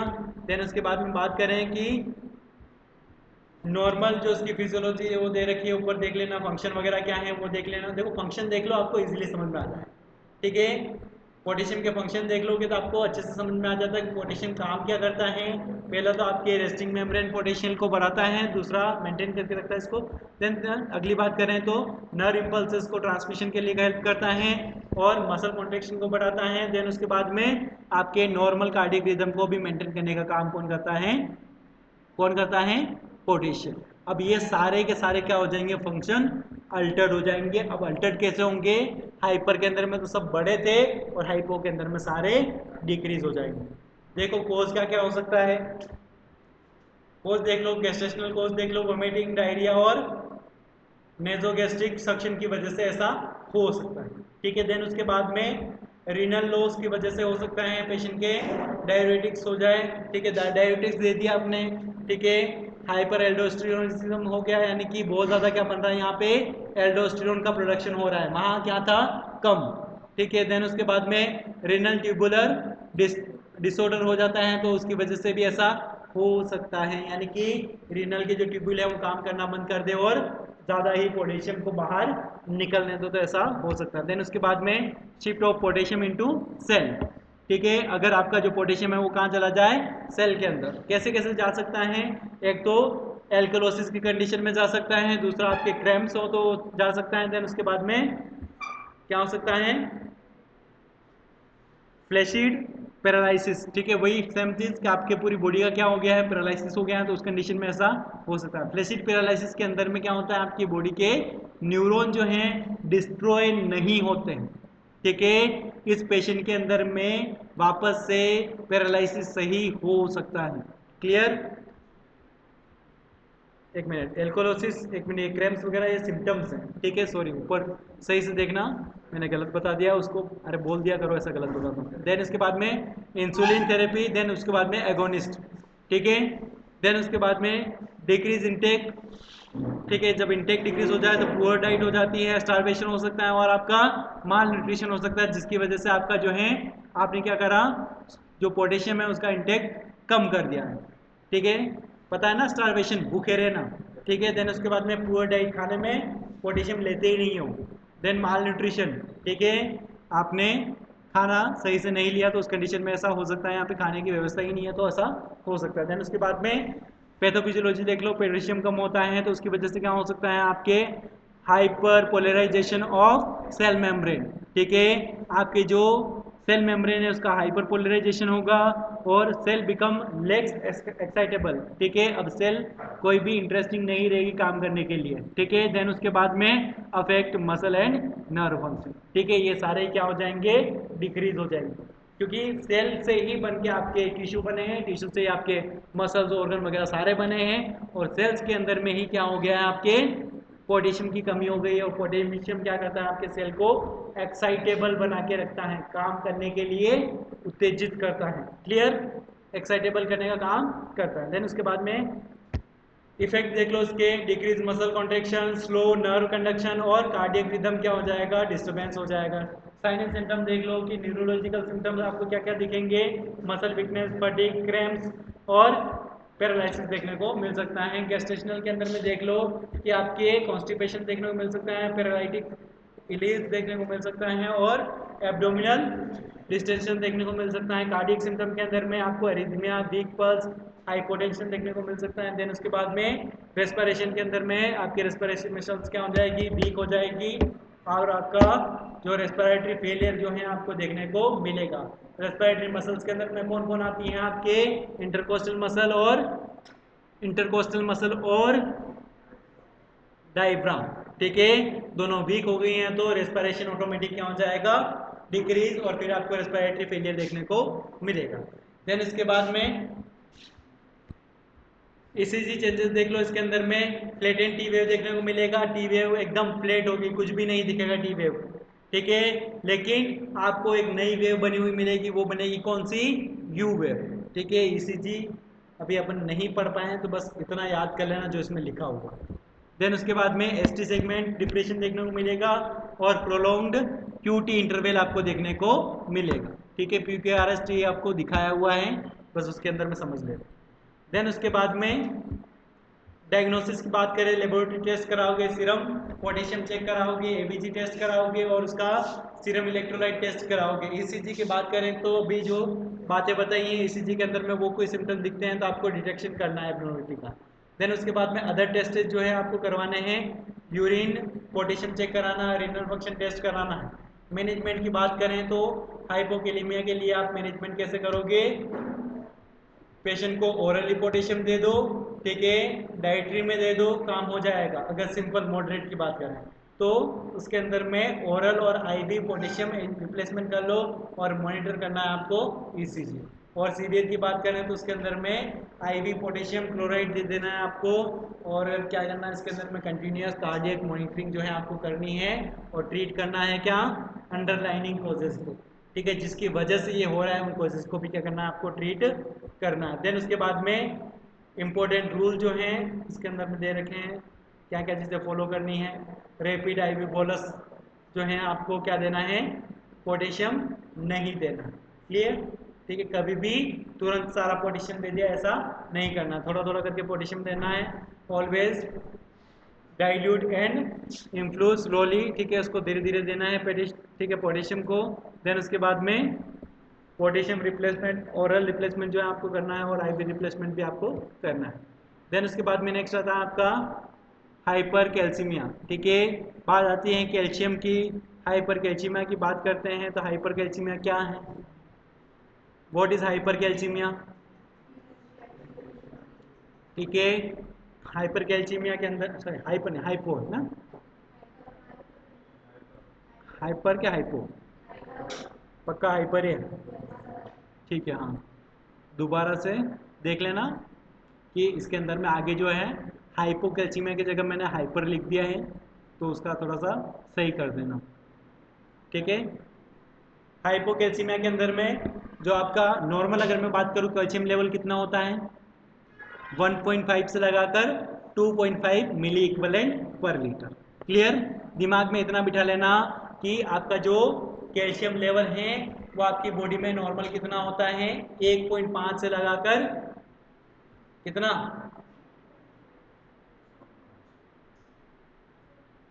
एक सेकंड यार, क्या, एक सेकंड रुकना, अच्छा सॉरी,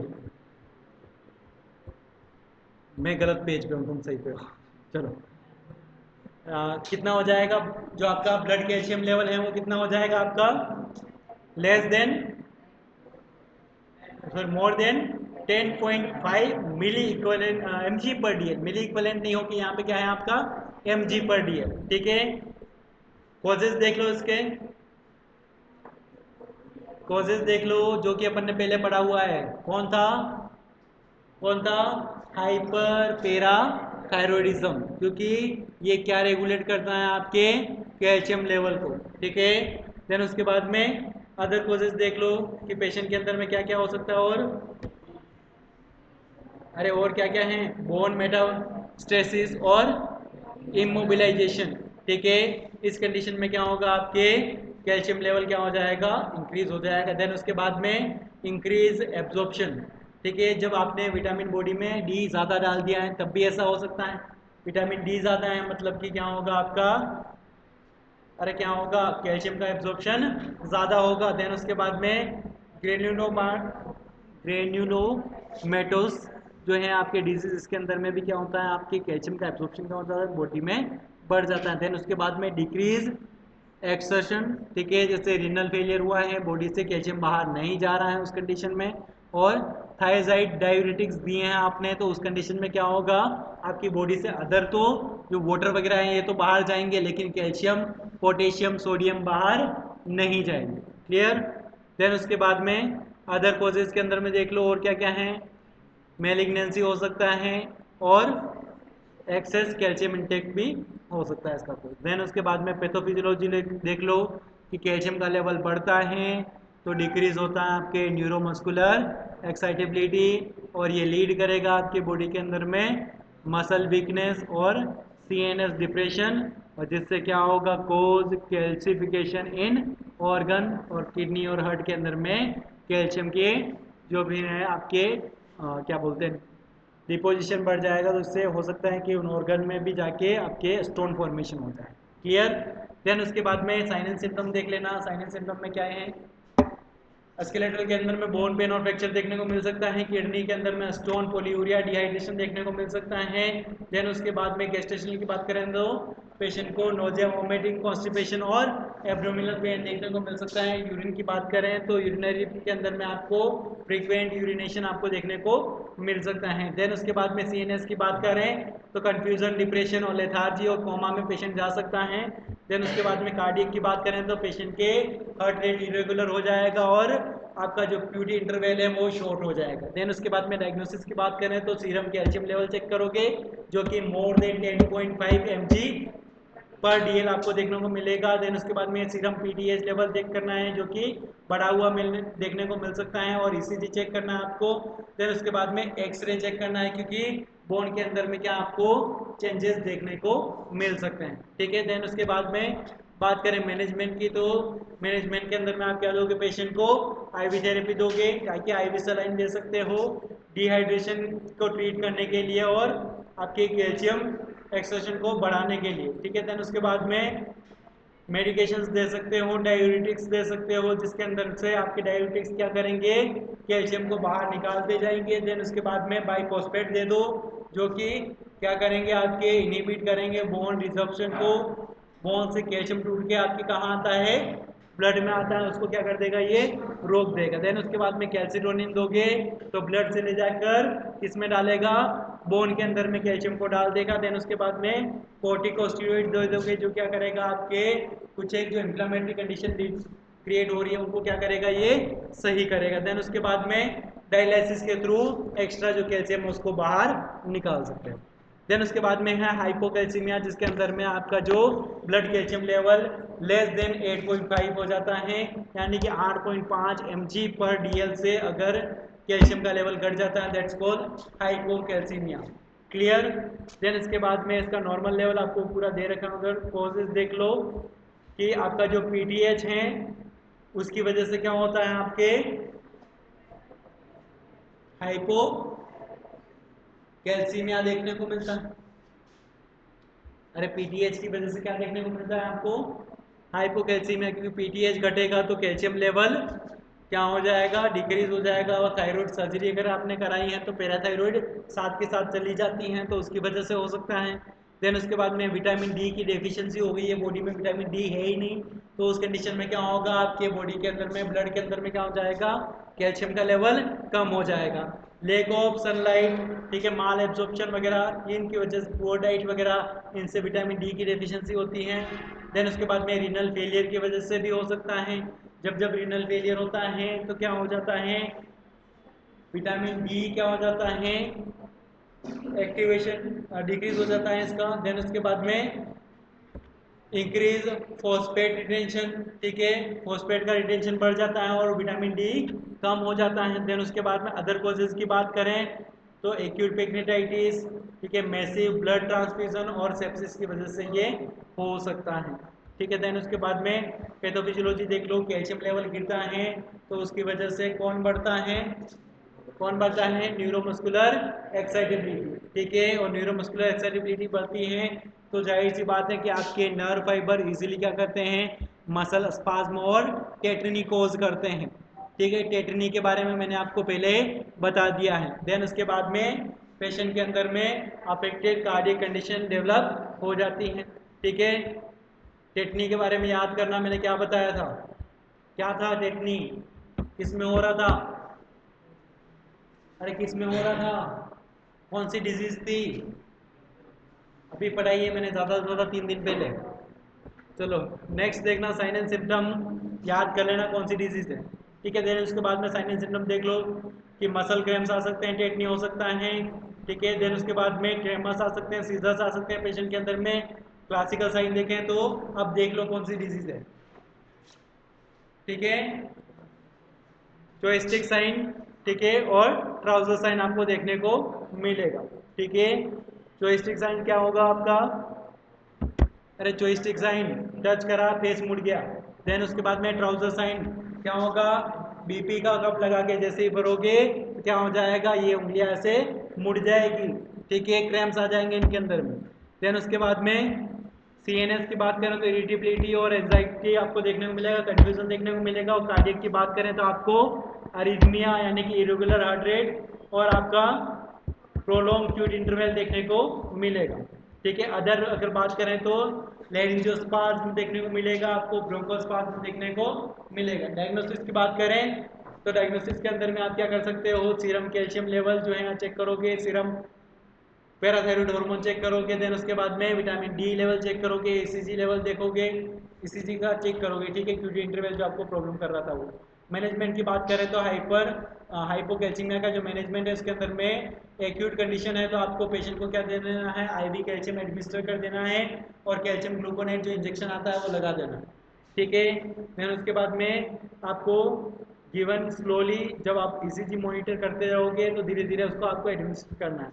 क्रोनिक कंडीशन की बात करें तो ओरल कैल्शियम सप्लीमेंट्स देने हैं और विटामिन डी सप्लीमेंट्स देने हैं। देन उसके बाद में ट्रीट अंडरलाइनिंग कोज जितने भी हैं उन सबको ट्रीट करना है जिनकी वजह से ये सब हो रहा था, क्लियर।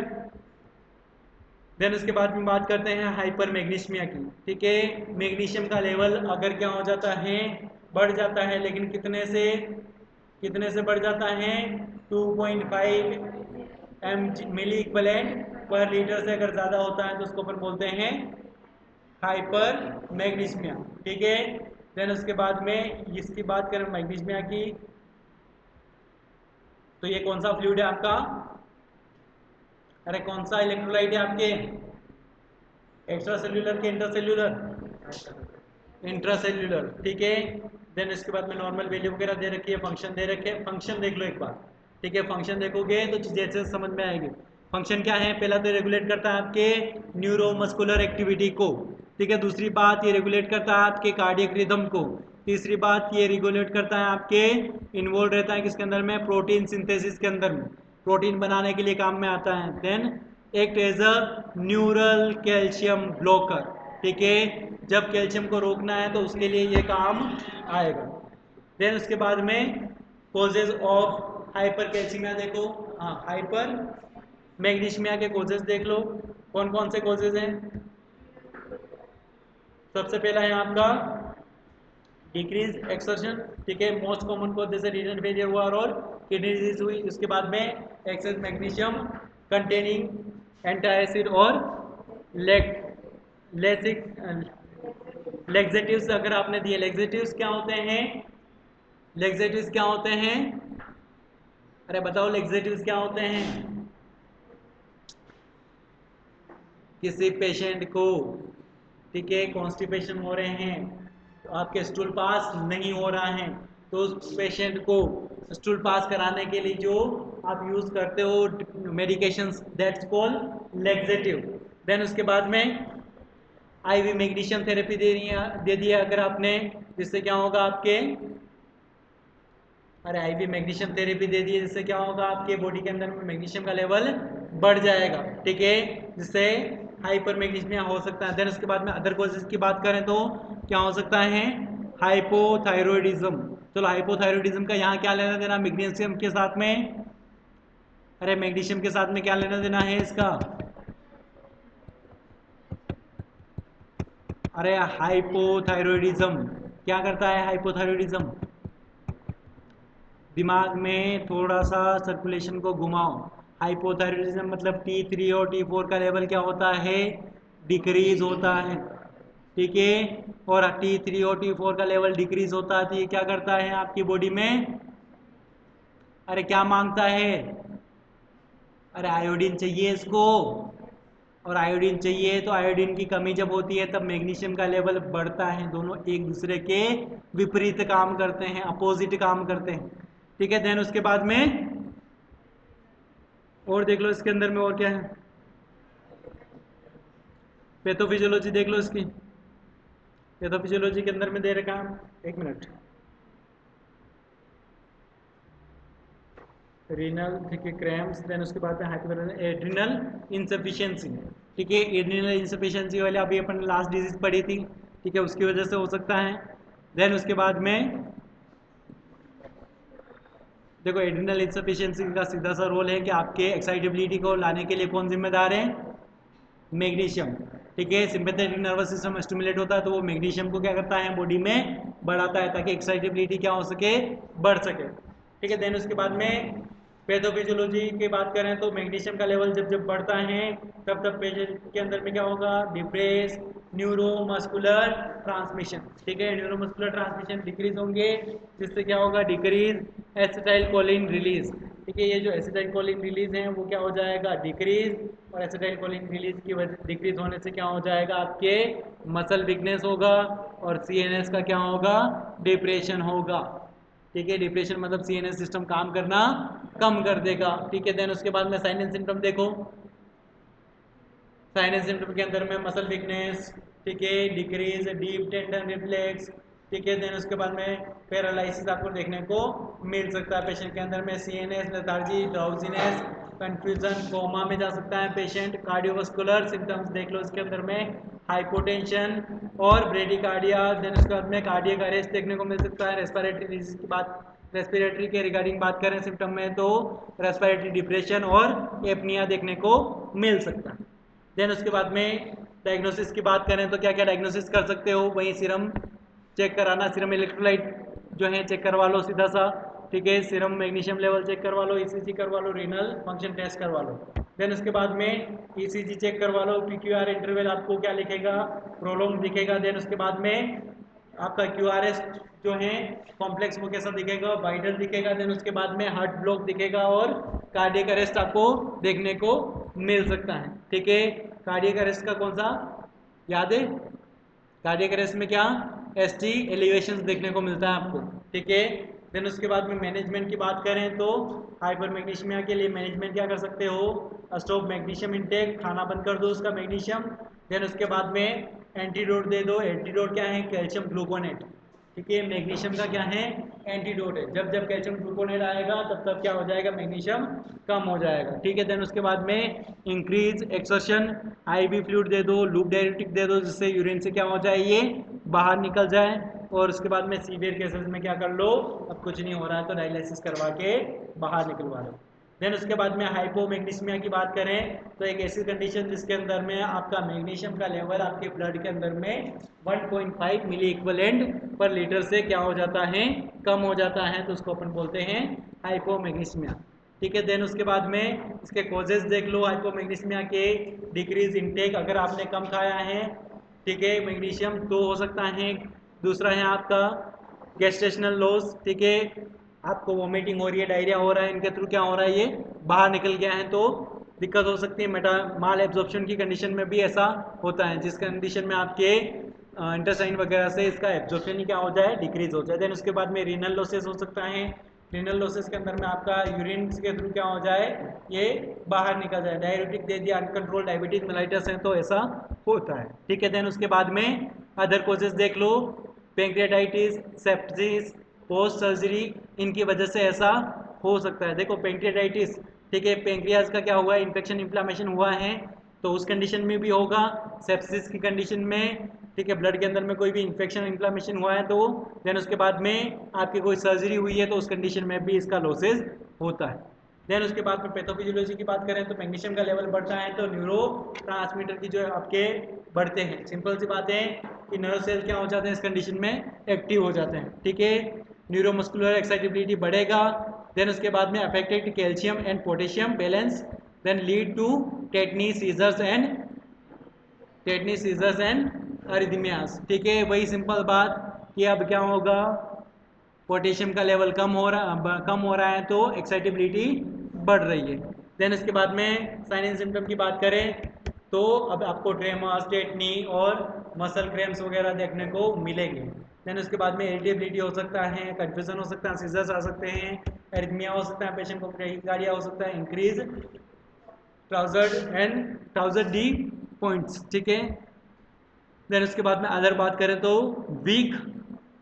वीकनेस देखने को मिल सकती है। देन उसके बाद में पॉजिटिव जोस्टिक साइंस और ट्राउजर साइंस आपको देखने को मिल सकते हैं ड्यू टू लो कैल्शियम की वजह से। देन उसके बाद में ईसीजी चेंजेस देख लो, ईसीजी चेंजेस में आपके क्यूटी इंटरनेट वगैरह जो हम ये दे रखे हैं वो सारे ही आपको देखने को मिलेगा, ठीक है। देन उसके बाद में आपके डायग्नोसिस देख लो, डायग्नोसिस के अंदर में क्या है, ठीक है, वही सारी चीज़ें जो अपन ने ऊपर करी थी, ECG, serum calcium, serum potassium और सीरम मैग्नीशियम लेवल चेक करना है। देन उसके बाद में मैनेजमेंट की बात करते हैं तो मैनेजमेंट के अंदर में आपको क्या करना है, पेशेंट को माइल्ड केसेस में तो ओरली दे देना है। देन उसके बाद में डाइटरी मैनेजमेंट कर सकते हो उसका, ठीक है। देन उसके बाद में सीवियर केसेस की बात होती है तो उसको आईवी मैग्नीशियम देना है, अदरवाइज आप उसको ओरली भी दे सकते हो। देन उसके बाद में आईवी दे रहे हो तो ध्यान रखना है कि आपको पेशेंट को स्लोली एडमिनिस्टर करना है और ट्रीट अंडरलाइन कोजेज, ठीक है, जितने भी अंडरलाइन कोजेज हैं उनको आपको ट्रीट करना है, जैसे कंट्रोल डायरिया का। देन उसके बाद में स्टॉप पॉजिटिव ड्रग्स, ठीक है, जितने भी आपके ड्रग जो इसको कोज कर रही हैं उनको भी क्या करना है, आपको बंद करवा देना। देन उसके बाद में आता है आपके पेन, जो कि अपन जब भी टाइम मिलेगा पढ़ लेंगे। क्लियर, आज के लिए इतना ही। कोशिश पूरी थी लेकिन फिर भी अपने पेन बाकी रहा है तो पेन को अपन जब टाइम मिलेगा तब देख लेंगे। नहीं हुआ तो जो लिख रखा है उसको पढ़ोगे तो भी काम चल जाए। क्लियर।